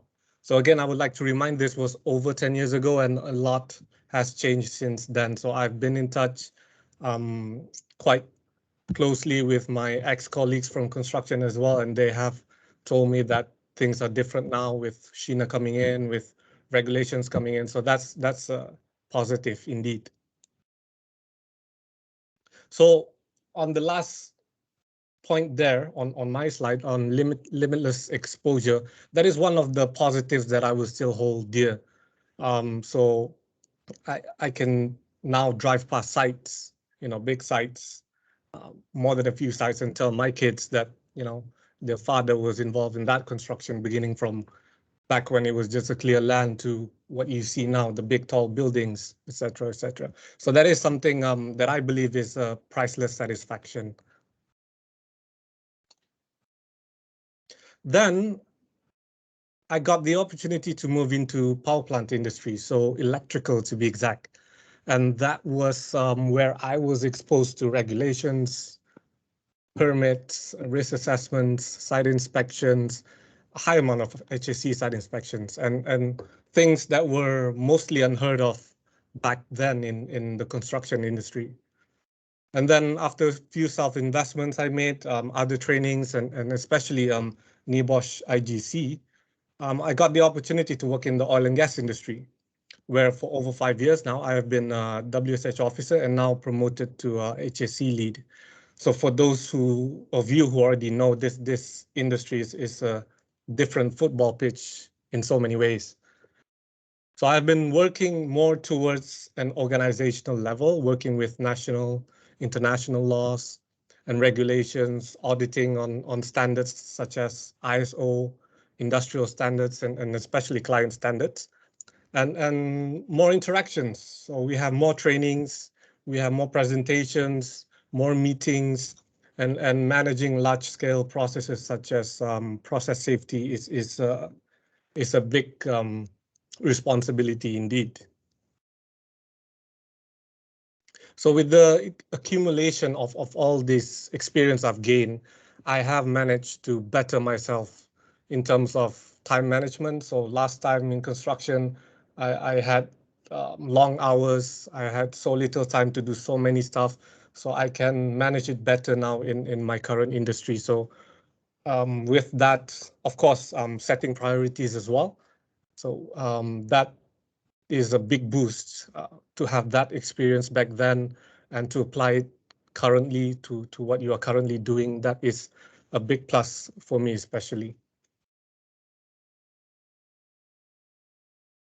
Next, I would like to share some insight on my current organization's HSE management system.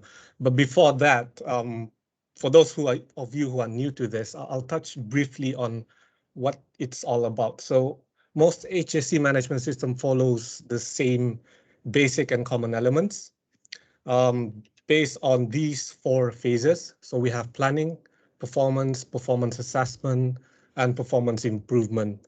So these are revolving around the PDCA cycle. So that's plan, do, check, act. So plan is establishing HSE objectives. And then we have do, which is implementation. And then we have check, which is monitoring and measuring. And then we have act, which is taking actions to improve continuously. A little bit of background on my current organization. So Sumitomo Brunei, our main HQ is in Japan and our regional HQ is in Singapore. We specialize in OCTG equipment inventory management, consignment services, storage and maintenance, etc., etc. So our main client right now is BSP.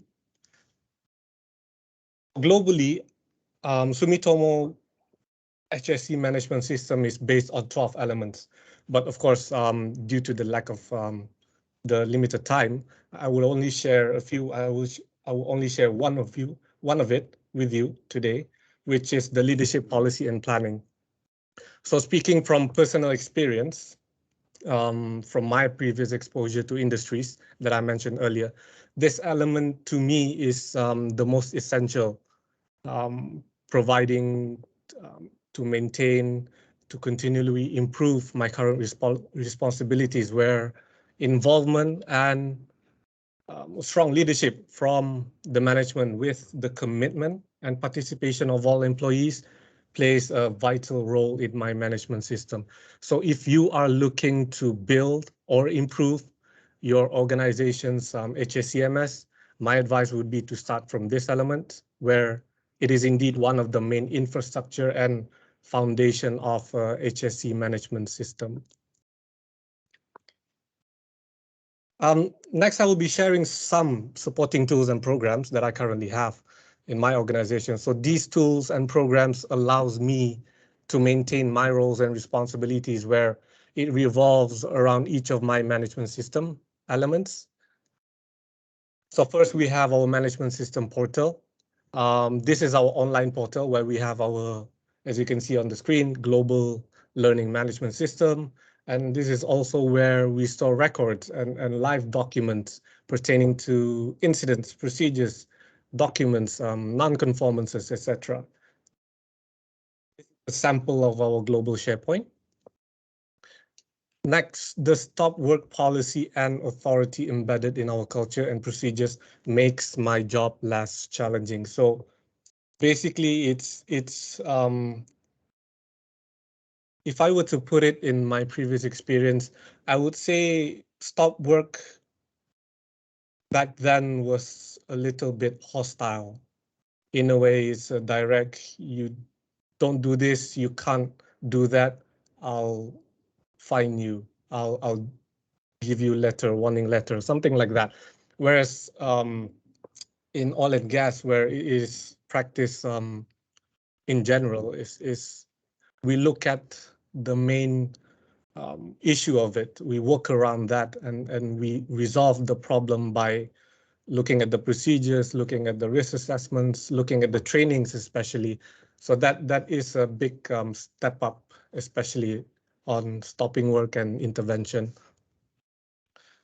Next, on environmental management. So we have our annual air, water, noise, and pollution sampling, and also our wastewater treatment plant, which our organization spends quite a significant amount of cost to be aligned, especially with the local environmental regulations. So moving on, the rewards. This is something that is basically plays a big role in the intervention program, the HSE observation program. So if you do something, if it's deemed good, if it's deemed the best of the month, of that month, you are rewarded. So you get a certificate, and in our case, we reward our employees of the month with $50 electrical cards. So that promotes that culture, and to me, that is something that is very, very positive in my culture and in my organization. And then also we have corporate social responsibilities. So bear in mind some of the pictures, most of the pictures were taken pre-pandemic. And these are, I'm taking the most recent one, 2021, where from HSC perspective, this supports more than a few elements of our management system, and mainly from the moral standpoint of it. Allow me to end my presentation with one of my favorite quotes. So, we thrive not when we have done it all, but when we still have more to do. So don't be afraid to ask more questions and ask for more responsibilities, because at the end of the day, you yourself will reap its benefits. So that's it from me. Assalamualaikum, and thank you all.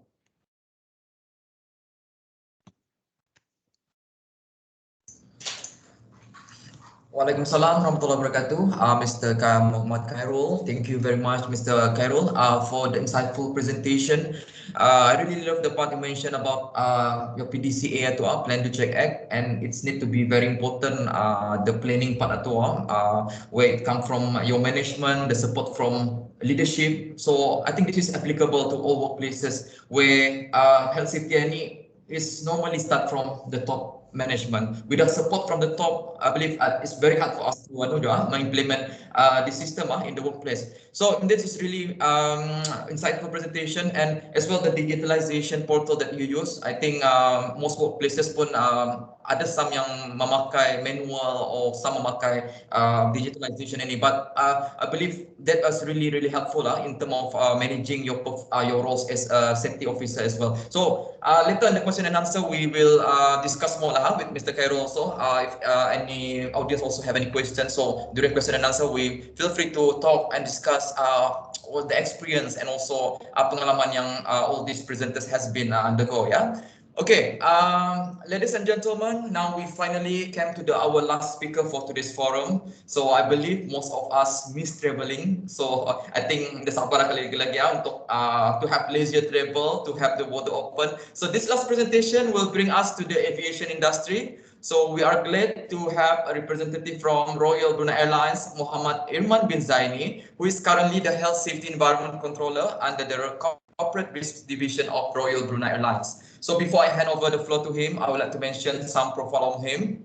So Muhammad Irman has been working with Royal Brunei Airlines since 1995. Back then, he was working as cabin officer, managing the cabin safety of the flight. So from 2010 onwards, Muhammad Irman has changed his career as HSC officer, and 2016 onwards, he has been promoted as HSC controller. So acquired diploma in safety management system in aviation and have attended more than 50 safety and health courses, including the training requirement from the International Air Transport Association, IATA. He also is an active member for Environmental Working Group, ADROM Safety Committee, Safety Action Committee, RBHSC Emergency Response Committee, and Brunei Darussalam Red Crescent. So without further ado, I would like to hand over the floor to Muhammad Irman Zaini. So please welcome Tuan. Thank you, Tuan Zahar. Once again, thank you, everyone. Bismillahirrahmanirrahim. Let me get the presentation up.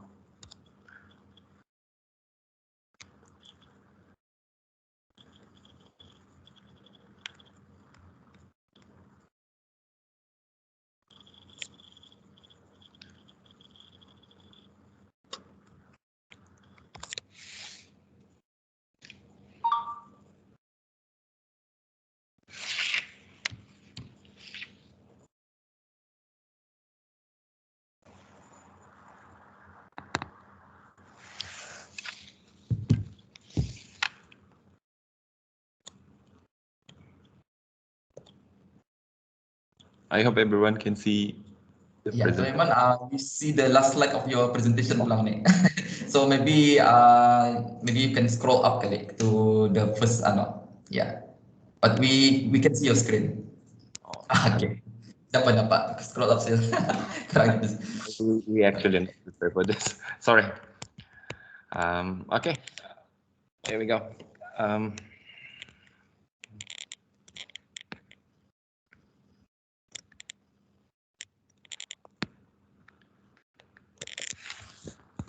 Okay.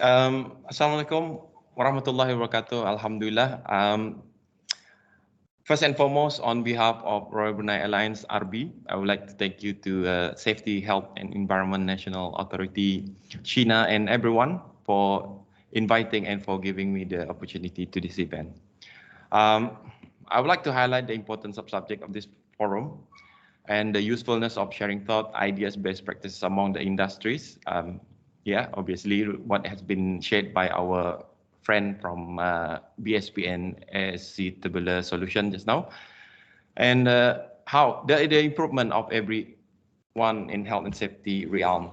I must say that it is a challenging time and year for Royal Brunei as an industry during this pandemic era. However, we should remain focused and take this as an opportunity for us to keep strong, endure, learn, seeing ourselves in different perspectives and dimension in managing safety. We already know that the importance of managing safety and health in the workplace is fundamentally due to the moral, economic reason as well as due to the legal requirement. We also know that in order for the organization health and safety system to work successfully, it must be supported from the top and some financial resources are made available. For RB, the fundamental arrangement in managing safety is the establishment of safety management system and its framework. This is the core drivers towards the positive safety culture in the organization. Of course, it should be noted that the implementation of the framework should be commensurate with the size of the organization and the complexity of the product or services. These are the basic indicators of good safety culture and must be present in every organization. They are the most, and the top one is the senior management commitment to safety, of course. A clear on follow health and safety policy for RB has a corporate safety, quality and security policy that is communicated throughout the organization through circulars, posters, and company intranet. Senior management develop and endorse the safety policies by ensuring the necessary measures for the implementation of the safety policies, and that policies are communicated and made visible throughout the organization to enhance its effectiveness. Other than that, some of important indicators such as you can see on the slide, the from investigation and feedbacks carry out, effective safety communication throughout the organization. This is very, very important. Employee training and competence, adequate resources provided, balance between safety and production, integration with neighbor and sharing the safety information as a common practice, and lastly, the engagement with the regulator as part of the transparency approach. So here is just a quick overview of some regulatory and compliance requirement for RB to confirm. We have, of course, SHENA, Workplace Health and Safety Order, 2009. Other than that, IATA Operation Safety Audit. Royal Brunei will undergo the audit for every 2 years.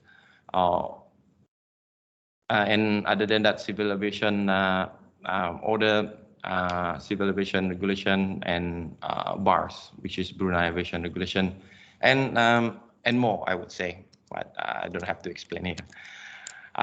For some of the actual tasks for HSC team in RB, if you may wonder, there are huge workplace area for HSC to look into, I would say.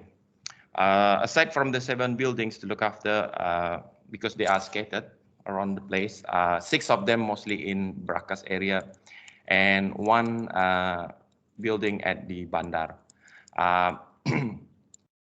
Brunei International Airport is the center hub of our business operation where the most complex social activities reside. Other than that, the aircraft maintenance, hangar, workshop, passenger check-in area, baggage loader, site, and ground support equipment operation where the all this equipment interfacing with the aircraft is highly concerned for us and what we're looking into. And others, I would say, there's a lot more that I can't explain here. Similarly, like other industry, it is important that Royal Brunei Health and Safety Officer to be given proper training, right exposure, and be suitably qualified on certain safety competency certification. Other than that, they need to be knowledgeable on how to interpret the law as it applies to the organization, undertake the development of maintenance of procedure for reporting, investigating, recording, and analyzing the accident and incident. Other than that, they should be able to present advice independently and effectively. Continuous monitoring through the inspection arrangement is very useful at the operation area, which then to help become the third eye for the operation management. So the exposure at the operation area will also provide the understanding of risks involved and intervene timely as necessary. To broadly understand the common risks during aircraft on ground handling and aircraft on the ground handling and management, such as the risk like the pressure in achieving on-time performance to get the aircraft airborne where the practical drift may surface.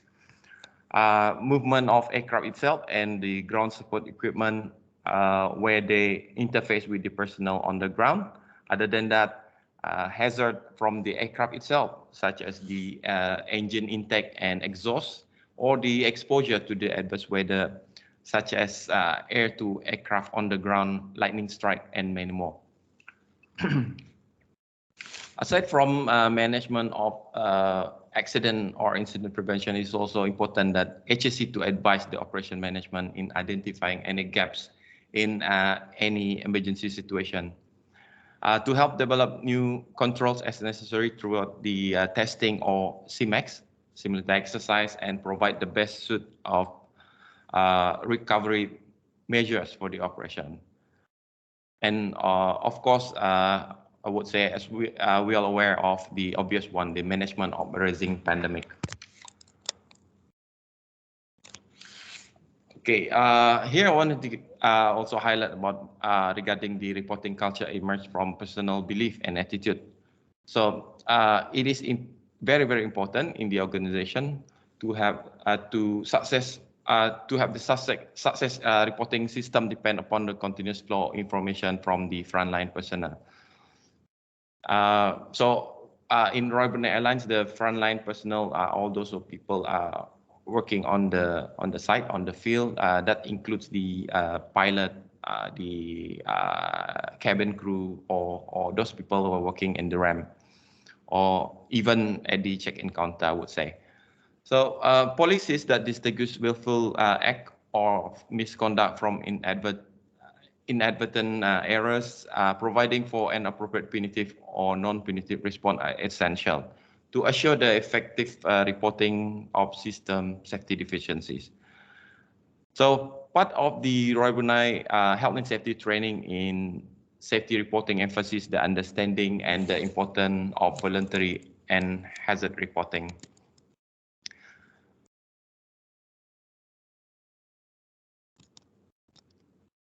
Another emphasis in safety training that we all conducted for the improvement of safety management is the understanding and essential of reporting. With the number of reporting received, it will provide good magnitude of data to be analyzed, and it is meaningful in establishing the safety performance measurement, determine the acceptable level of safety, and setting target. So the reporting performance is the essential part of the agenda on every our safety action meeting discussion.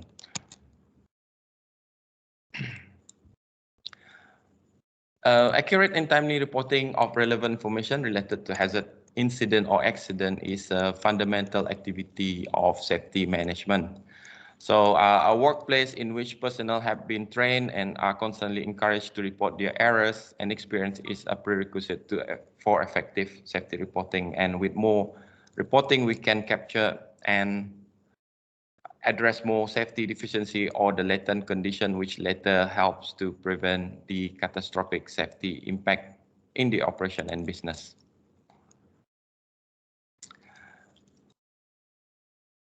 Another thing that we have to be mindful when we're talking about near misses or almost accident, I would say, can be even more revealing than actual accident. Some operation department involved with accident investigation must take full advantage of the gold mine of information that investigation can produce. In Royal Brunei Airlines, safety internal investigation training conducted by us emphasizes the near misses occurrences as one of the example of incident that need to be reported. Although most often that they doesn't have the immediate impact, of course, but they are representing the tiny holes in the barriers or rather inadequate defenses. And if continuously ignored, will lead to a serious incident or accident. We use this reason model most of the time. This is the reason of the reason model assists in understanding the interplay of organizational and managerial factor in accident causation. It illustrates that various defenses are built in the organization or operation system to protect against fluctuation in human performance or decision at all levels. While these defenses act to protect against the safety risk, breaches that prevent all defenses barrier may potentially result in a catastrophic situation. These breaches can be triggered by a number of enabling factors such as equipment failures or operation errors. Thus, the use of reason model actively applies in our safety training to our internal investigator. And we encourage the use of it and apply it in any day-to-day safety investigation. Another helpful approach in any safety investigation root cause analysis is the use of reason model analysis.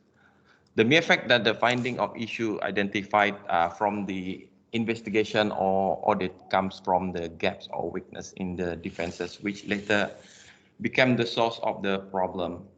So this problem generally manifests from several causes and requires multiple action to fix it. Here we can see that the use of linear root cause analysis approach, the 5 whys may limit the process in identifying the incident or accident contributing factor.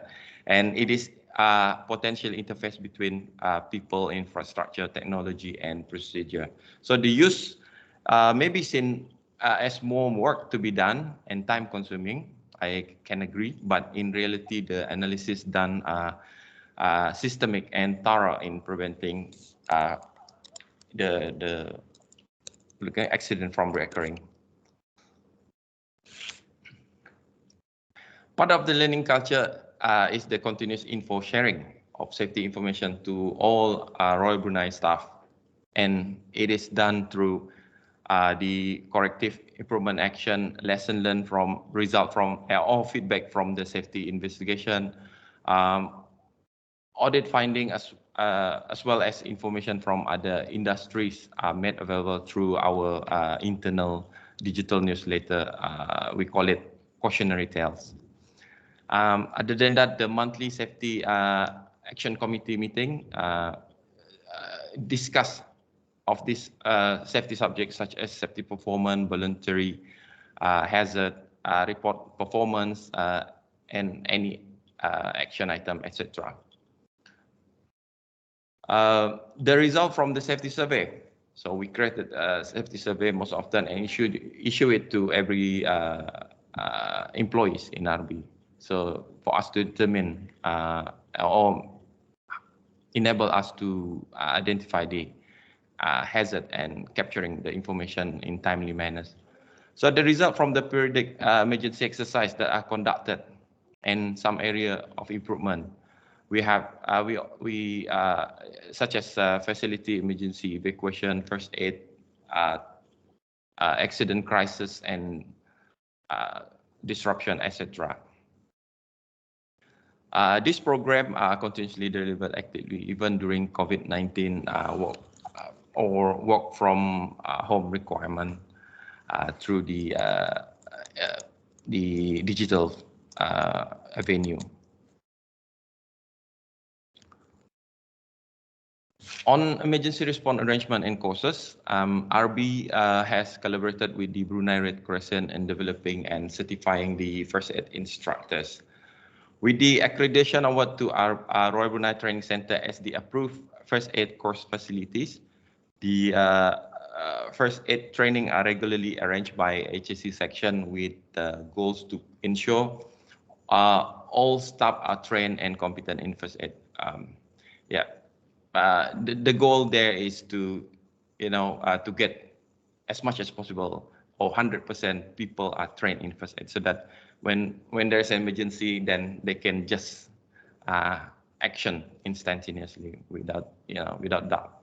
So similarly with the fire safety prevention arrangement, Royal Brunei engaged with fire and rescue services to train and certify the RB staff as fire marshal.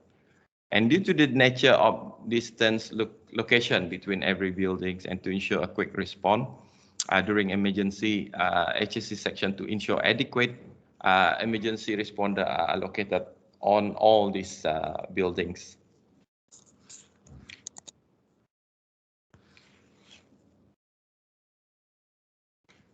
Aside from the training arrangement for Royal Brunei personnel as an emergency responder, the periodic emergency exercise organized by HSC section to regularly test and enable all employees familiar with the procedure. Other than that, so that they are prepared and it can develop confidence on any emergency scenarios. So we get everybody involvement. So during the any exercise, so that so that they get familiar with the existing procedures or SOP in place in within all Royal Brunei buildings or operation. So for RB also uses the what we call SendWord Now. It's an application system to communicate and enhance the emergency responders such as first aid and fire marshal. The system allows set up a notification through the operation control center department, who operate 24/7 and activates this system on any emergency situation. HSC section develops the safety training courses to ensure RB personnel and service provider understand their safety responsibilities and are competent to perform their safety duties. Other specific safety training to ensure that jobs and tasks are performed safely by personnel shall be under the purview of each department accountable manager. Aside from the application of the SOP during pandemic, HSC section are continuously to work with all departments to ensure and monitor the development and improvement measures are in place. So during pandemic, this is a new, of course, a challenging time and year for us. But currently, with the enhancement and the additional arrangement, we have formulated the Royal Brunei COVID-19 task force. Other than that, we developed the interim procedure during pandemic manual so that it's accessible by all the RB staff. Other than that, business continuity manual return to work from office safety guidelines. Work from office safety awareness online course has been also designed. Other than that, digital COVID-19 information center, and we share the daily report of a number of staff who has been under the quarantine order or isolation order. and this report is accessible to to everybody in RB. And yeah, similarly to the number of volunteers that we have deployed to certain area. So the idea is to get everybody experience on during this pandemic. Is we take it as an opportunity for us to learn something and to learn a way forward. Other than that, insurance coverage for RV staff whom are under the positive case, and continues publishing the COVID-19 guidelines through company email, notification, intranet, and others. Further to the additional activity organized by RB during pandemic, we are working closely with the Ministry of Health, and as you may aware now, RB collaborated with this and established the a mass calling team for positive case patient, and with the support by the volunteers from the Sukarelawan Belia KKBS. Other than that, RB volunteers involved, like I said earlier, during COVID-19 to support in curbing the pandemic.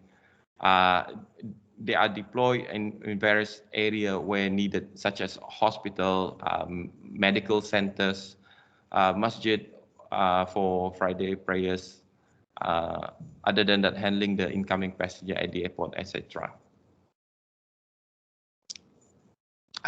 Roy Brunei also established the donation drive. We call it RB Hulur, to help the RB staff who are under home isolation or home quarantine for 14 days.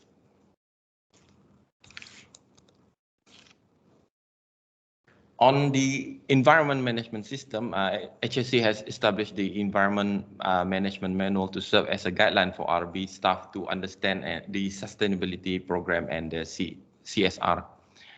Roy Brunei also has obligation to the local and international environment requirements, such as CORSIA, carbon offsetting reduction scheme for all international airlines, aviation, EU ETS, European Union Emission Trading Scheme, UK ETS, Brunei BCCS, Brunei Climate Change Secretariat, etc. So most of this more on the, of course, on the environment, and we are measuring also the performance on the carbon emission that we have emitted from the aircraft and some other activities within the operation. So with the data in place, RB also can project and constantly use it to determine the emission footprint growth, as well as the reduction target from year to year. For Royal Brunei Airline, employs the concept, principle, and process of the safety management, which is an element of its safety management. In order to identify threats and vulnerability in its operation and in the planning of future undertaking, in the evaluation of this, its exposure and tolerability, and in the development of effective and efficient means or control to mitigate the risk. In aviation, the complete elimination of risk in aviation operation obviously is unachievable. And in practical goal, being perfectly safe would be require stopping all aviation activities and to grounding all aircraft. As not all risks can be removed and not all possible risk mitigation measures are economically practical in aviation, I would say. So it's always be a challenging approach there. The safety risk management training then conducted by HSC personnel to all management level and require validation of every 2 years, so that everybody get familiar and get used to how to get this, in terms of managing risk every time. The safety risk management or bow-tie concept are also used in managing the risk and preparation of work from office during pandemic as the requirements approach. So and as part of the Roy Brunei preparation, so we have to study and come up with all this preparation. So in this case, as you can see in the presentation, is the we use the bow tie concept. I think most of you are familiar with this. Other than that, because of the pandemic or the what do you call this, the COVID-19 is fluid. It keep it dynamically and keep changing all the time.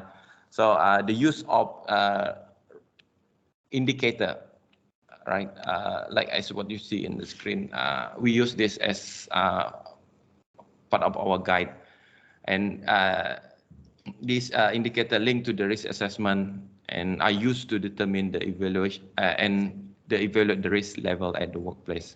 That will at the same time help guiding the management decision. Okay, my last slide. Lastly, we let's be practical. Failures will still occur despite the most accomplished prevention effort. No human activity or human made system can be guaranteed to be absolutely free from hazard and operation errors. Every organization vary enormously in type of operation conducted. A health and safety management system must be tailored to suit the type of organization and operation. And also, one size fits all approach will not work. Human error can never be abolished, but it can be managed. Okay, that should end my presentation. And again, on behalf of Roy Brunei, thank you for the opportunity to be here on such a great event. Let us pray for a clear sky ahead for all of us to travel and provide us the opportunity to reconnect with the beloved family and friends out there. And for myself, of course, to have a chance enjoying the international cuisine once again on real time. Stay safe, everyone. Thank you. Thank you very much, Tuan Muhammad Firman, for the informative presentation. I think you have shared to us quite a number of things as well, some model indicator. I think some of these concepts are quite practicable as well to be applied in a different workplace setting. Yeah, and we believe that the approach in RB is quite unique. Because I think in your side you have to take care of the passenger safety as well, I believe, yeah, in the aircraft, as well as the staff safety within the engineers, the cabin crew, and so on. So yeah, what can I summarize from your presentation as well? The learning culture that you have shared, the ability for yourself, your department, HSC department within Royal Brunei Airline to conduct training, in-house training within your organization. So this is something valuable that other organization as well can follow some strategy on how you can conduct this in-house training within your staff. Because kadang-kadang some organization try to get some economic measures instead of orang sending for training outside. So sometimes we need to train our staff promotion and communication. So that's the key. Okay, so dear participation, that's the end of the presentation for the second session. So I believe some questions from the audience. So we will now move on to the question and answer session. So can we request back our presenter, Mr. Gana, Mr. Khairul, and all everyone also to open up your camera so that we can go to the question and answer section. Thank you. I think there's some question from the chat box juga, so we try to answer dulu lah some question. And the audience out there, if you feel free to raise your hand if you want to share your opinion or ataupun share some thought on health safety to ask from the participant. Feel free to raise your hand on the button there. Okay. I think ada one question tadi from for Muhammad Khairul kali on the environmental matters. So I think let me see. So from Muhammad Abdullah, can you share with us the action you have taken once your environmental report has been issued? So can you answer that, Mr. Cairo? All right. Thank you. Thank you, Mr. Muhammad Abdullah, for the question. So it varies actually on what comes out of the report at the end of the sampling. So for the past 5 years that we've done this annually, so far we've only had one instance where our noise level was just a little bit over the allowed limit. So with that, we have had actions taken in the sense of we now do internal monitoring, noise monitoring. So we bought the device, so we do that on a constant basis. So we also have our health risk assessment where we assess again each areas of our facilities and come up with especially the controls, like some areas now in our facilities we need earplugs. Some areas where we have high pressure water jetting, we need earmuffs and earplugs. So it varies as well. And on top of that, we do submit the report annually to Jastre. So far there has been no significant issues which aligned with all our elements, especially on the environment side. I hope that answers your question. Thank you. Yeah, hopefully Abdullah, I think quite clear juga the explanation from Muhammad Khairul. So we have another question for Mr. Ganapati. So the question here in the oil and gas industry, example BHP. So there are basically different HSC positions like health HSC lead, HSC advisor. So, but which of these HSC personnel best represent workplace safety coordinator and also workplace safety officer as per SHENA regulation. So meaning to say, I mean in BSP they have different position, but which one yang suit to coordinator and to officer? I think this is what the question are asking, Mr. Gana. So can you clarify on that one?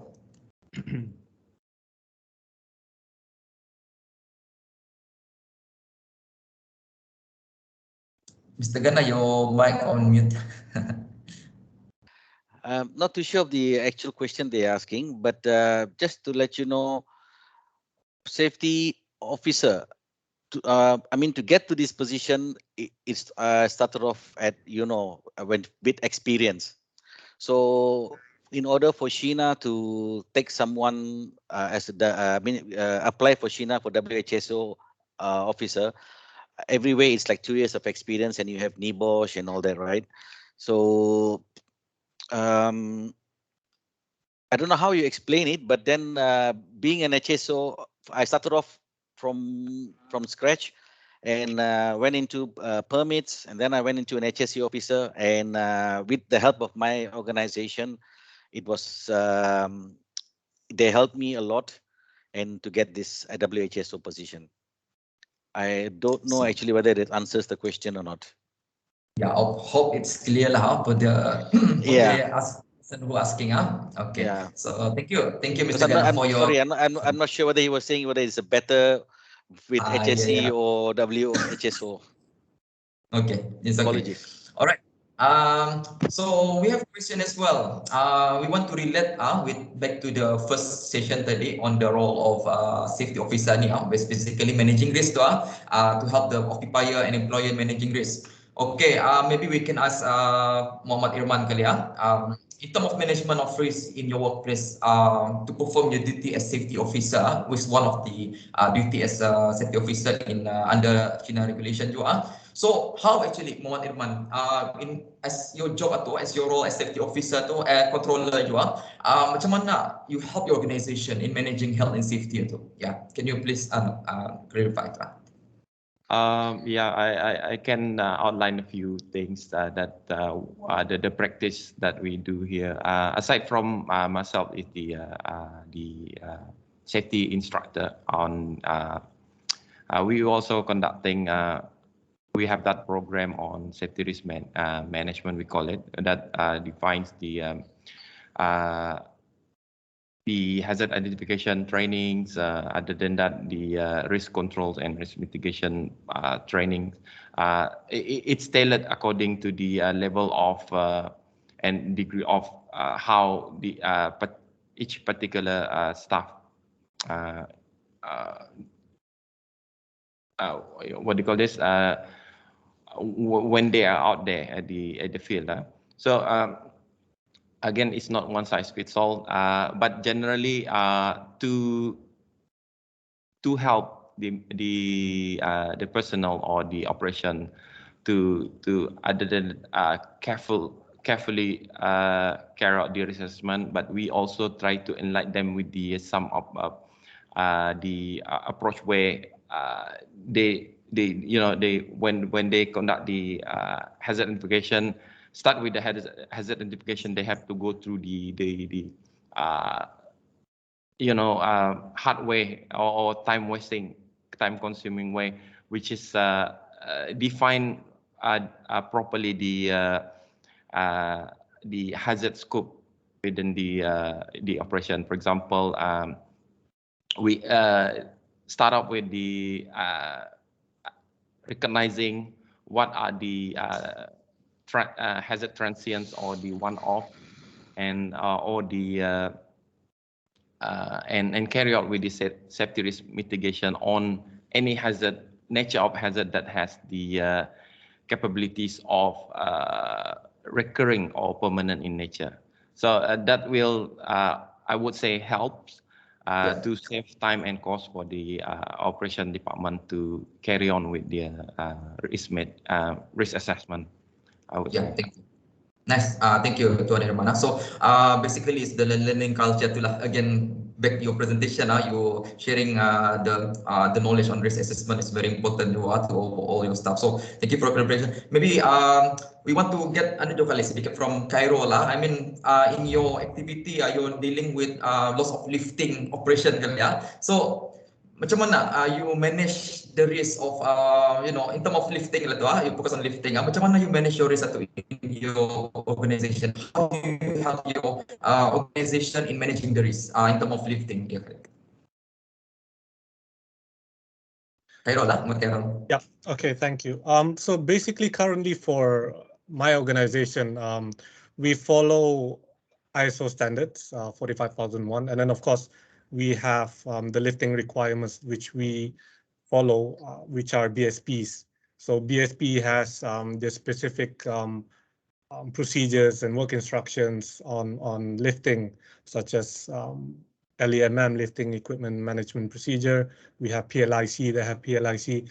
Also trainings, basically with experience in trainings. So there are certain limitations. For example, to have a CAP or a PIC, BSP requires that person to be similar to a WSH officer.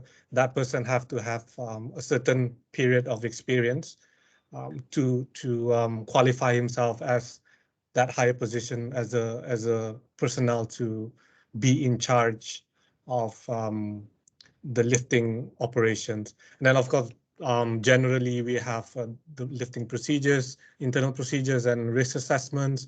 We have lift plans and permits for non-routine and complicated lifts. So there are a lot of things in place. And then I don't believe I would have enough time if I were going to go into each in details. But yeah, hopefully I answered that question. Yeah, thank you, Mr. Cairo, for clarification. I think we have someone raised his name, Mr. Bahrin, Muhammad. Maybe you can we can entertain Mr. Bahrin. So Bahrin, yeah, maybe you have a question. You raise your hand. Tuan Bahrin, can you open your mic?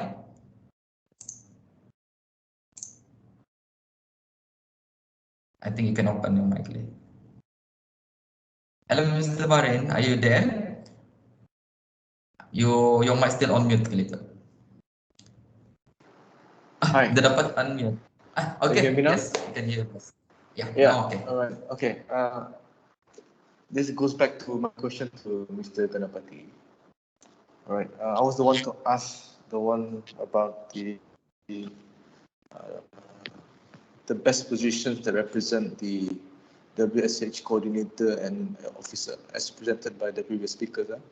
As we know, in BSP and oil and gas industry, you've got different positions. You've got HSC lead, you've got advisor, you've got officer, you've got HSC supervisor. So based on what SHENA has briefed today, what will be the best positions in the oil and gas industry that represents the two positions presented today? Okay, thank you for the question. In BSP, you can be a lead, HSC lead, you can be a normal safety officer, you can be we don't have a specific role. Just a couple of years back only, we started off with HSC officer. Before that, it was LPIPs. We have lead permit coordinators who were managing safety. Just about 2016 or 17, then when SHENA came, then we had to have safety officers and all that. So basically, we have HSC 4, we have HSC 5. There's all on different fields. But if you have HSC, like for example, I started off with permit coordinator for 5 years or three up to 5 years, and until now I'm still a permit coordinator. So with that kind of background on permits and that experience, and with of course NIBOSH, I applied and I got that position, WHSO from SHENA, thankfully. So it doesn't mean you have to have HSC on the office side. But if you have NIBOSH, you have some background on HSC, yes, you can. Yeah. I think I hope that answered the question. Yeah, we are okay. more we're not coordinator much, but more on officers. Yeah, I mean, based on the SHENA presented this morning, they were telling us on the duties and responsibilities. Yeah. All right, for HSC, the research coordinator. So in terms of job scope and duties, which one will represent the best for in the oil and gas industry? Which one would represent best is exactly what I am doing now, actually. So coordinator, you will be a coordinator. I'm not a coordinator. No, I'm not a coordinator, but I coordinate with SHENA as a safety officer. So, and my organization helps me a lot for that part. So whatever SHENA wanted in their roles and responsibilities is for us to be mostly out there. We don't have an office, mostly out there to check on everything. So that's how we are coordinating. We're not coordinators. Yeah. Okay. Thank you for the question and thank you for the clarification, Mr. Gana. I think we have another question lagi. Let me. I think this is in terms of language barriers. I think quite interesting question. Yeah. Maybe we can open up to Mr. Irman dulu kali ya. Language barrier. I think staff ni different kali ya. Ada different we have different language understanding. So macam mana you tackle language barriers within your organization, Mr. Irman? Yeah, I agree with our colleague here. Yeah, language is one of it. Actually, for Brunei Airline and the other industry, of course, the prerequisite is to have good proficiency in English generally, but also we communicate in Malay. But the things that I think some other industry organization facing also, we have the like in Royal Brunei, we have the stakeholder or the what do you call this? The third party that working with us and contracted with us. So in terms of safety, we encourage them also to raise any safety concern or report. So by doing that, at the moment we in Royal Brunei Airlines we use Microsoft 365, and we can design such thing, such report by using the QR code to access easily to these contractors. So we provide them the information and share the QR code with all those narrative down there. We design it in such a way that they can it can be read in Chinese or in Bangladesh and so on. I know it's not going to be perfect, but at least the most important thing in safety is the information is reached or shared by Yes, and understand by each other. And then in the end, yeah, they have they can help in identifying hazard or report accordingly to help. Thank you. Yeah, I think very clear from you. I think availability of different language itu is the key juga because most important information itu must be reached lah, dipahami. Kalau English saja all the time, if the individual doesn't understand, no use juga. So I would say we have quite a number of different language, but when we're talking about covering the things in the aircraft cabin where we have multi passengers with multi nationalities, that will be a bit nightmare lah. But then in the end, of course, communication is very important lah. Because sometimes even passenger they have to. If there's any, for example, there's a smoke coming out from the cabin itself, they are there to help the cabin attendants to alert or inform them that something goes wrong in the cabin. So other than language, but also the help, of course, sign language is very important. I think if there's any ex-cabin crew here, they know what I meant. Yeah. Okay. Thank you, Mama Iman. Okay. Another question. I think I give this to Mr. Carol. In terms of the challenges, what is your challenges? Orang kan HCC ni, you play a role as keep on intervene people, advising people. What are your challenges within different organization you have been through in construction, in power plant, as well as your current organization? Apa challenges performing your role as safety officer, Mr. Carol? Thank you, Zahar. As Mr. Ganapati mentioned earlier, most HSC we are seen as the police, big brothers, the fathers, the mothers, because we always point out something wrong, we always comment on something, we always intervene. There's always something wrong that we need to say. For me personally, most of the time you have to have a thick face.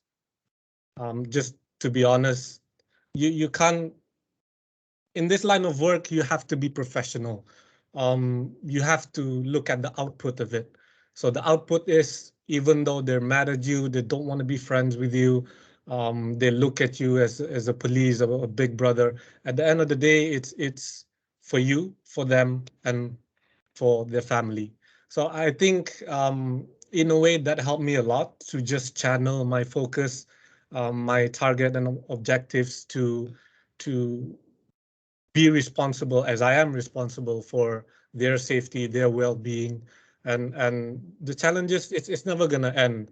But also I would like to add the culture of the company itself. That plays a big role, especially in HSE. So if, let's say, the leadership, the management or the managers or some leads, they are leading their staffs or their employees to say, just don't listen to HSE, operations is more important, we have to do this, we have to do that, then we have to tackle that first. So basically we have to look at each areas and each elements and figure out where it goes wrong. As Mr. Irman mentioned earlier, there are processes on finding root causes and risk assessments. So that same concept can be applied to the challenges you face as well. It's a daily challenge, so yeah, it keeps you alive, for me at least. Yeah. Most important, never give up. Never give up and always be patient on your role as well. Definitely. Thank you, Mr. Carol, for your clear explanation. I think we give a chance also to, since we have some time masih, so give time to Hashimah Maliki. I think Hashimah is raising her hand, so I think can we please allow her to allow the mic? Puan Hashimah, can you open your mic? Maybe you have some question for the presenters as well. You still on mute, Hashimah? Maybe you can open now a little. You there? Seems not working. I think we have already enabled your mic. Coba you tekan lagi sekali, the mic button tu. Dapat? Puan Hashimah? Okay, it's okay, Kalia. Still can. Okay, I think we move to Rizal Ismail. Rizal Ismail? If you can open your mic, we try juga. Try our best to entertain some of the hand raise here. Ashima, if you don't mind, you can always feel free to text on the chat box if you have the question. So we can. Okay, Rizal, I think your mic is working. Can you? Yeah. Okay, so this is for the external speakers. Okay, there's two questions from my side. One is the benchmark of HACO salaries.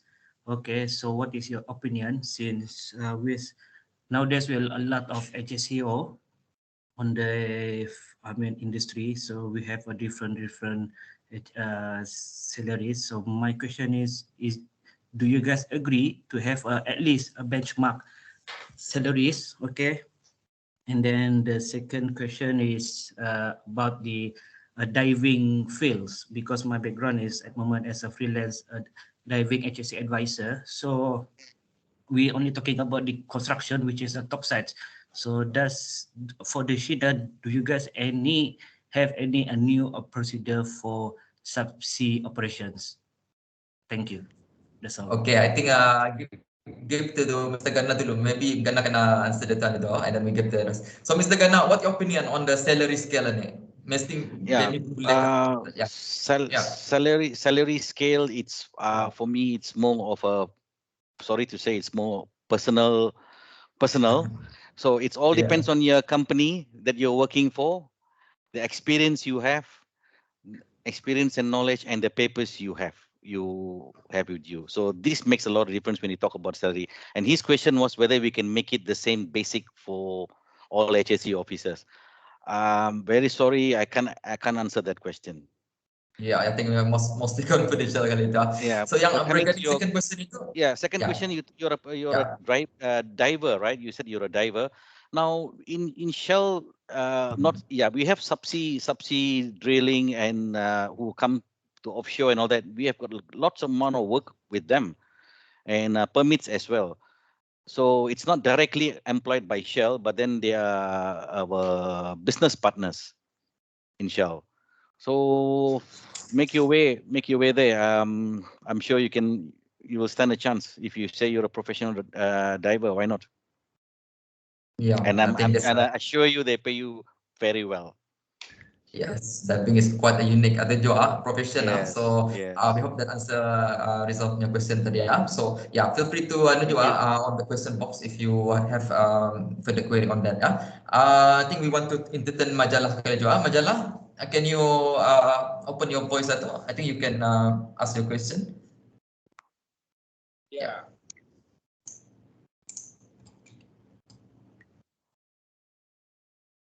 All right. Thank you very much for giving me this opportunity. I would like to ask, can you hear me? Not really clear, Tuan. Oh, okay. Maybe hampir sikit. Okay, hampir sikit. Halo. Ya, can you hear? Boleh dengar? Yes, yes. Okay. Right. Throughout the forum just now, basically I like Tuan Khairul from construction to oil and gas. Very smooth one. I am the other one. The other way around, going all the way to the construction. From when my background was I'm with the military, in that. Of course, we are a well organized organization. Then from there, I retired 27 years with the military. Then now about 11 years in the HAC. After retire, I went to oil and gas to one of the contractor company in GSP, and drill for a start. And from there on, so going to construction, because I now become more to like a freelance. So what happened is, Tuan Zahar, yes, in the construction side, especially on not so much on the oil and gas, because you are lucky, you guys like Tuan Khairul, Gana, is a very organized company, big company like that. But when it talks to construction, small company, not even small, not even big one, they're not willing to spend on HSE so much. And I also, let's be honest, I also do some like some small business would like to do some tender also. Mau jual, cuba-cuba masuk ke dalam JKR, APU, So what happened? The problem is on the government sectors. Hopefully, SHENA can take note of this. How serious are on the government sectors? There are also ministries, some department. They don't even have their own HSE department within their organization. For example, I know that you have been doing some unscheduled visit to some industries like perhutanan kan. You went to sawmill apa nih kan. But they try to approach as a freelance. I try to help them. But when I look at into the perhutanan themselves don't have the HSE. So where do we go? It's all direct under SHENA directing them. By right, government departments have their own HSE. Yes. And policy, so that the industry can follow what they are doing. So that is one thing.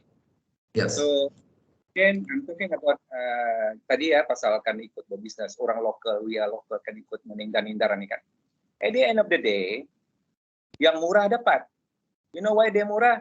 HSE-nya, you can imagine kalau fire extinguisher ya buat RM5, is it?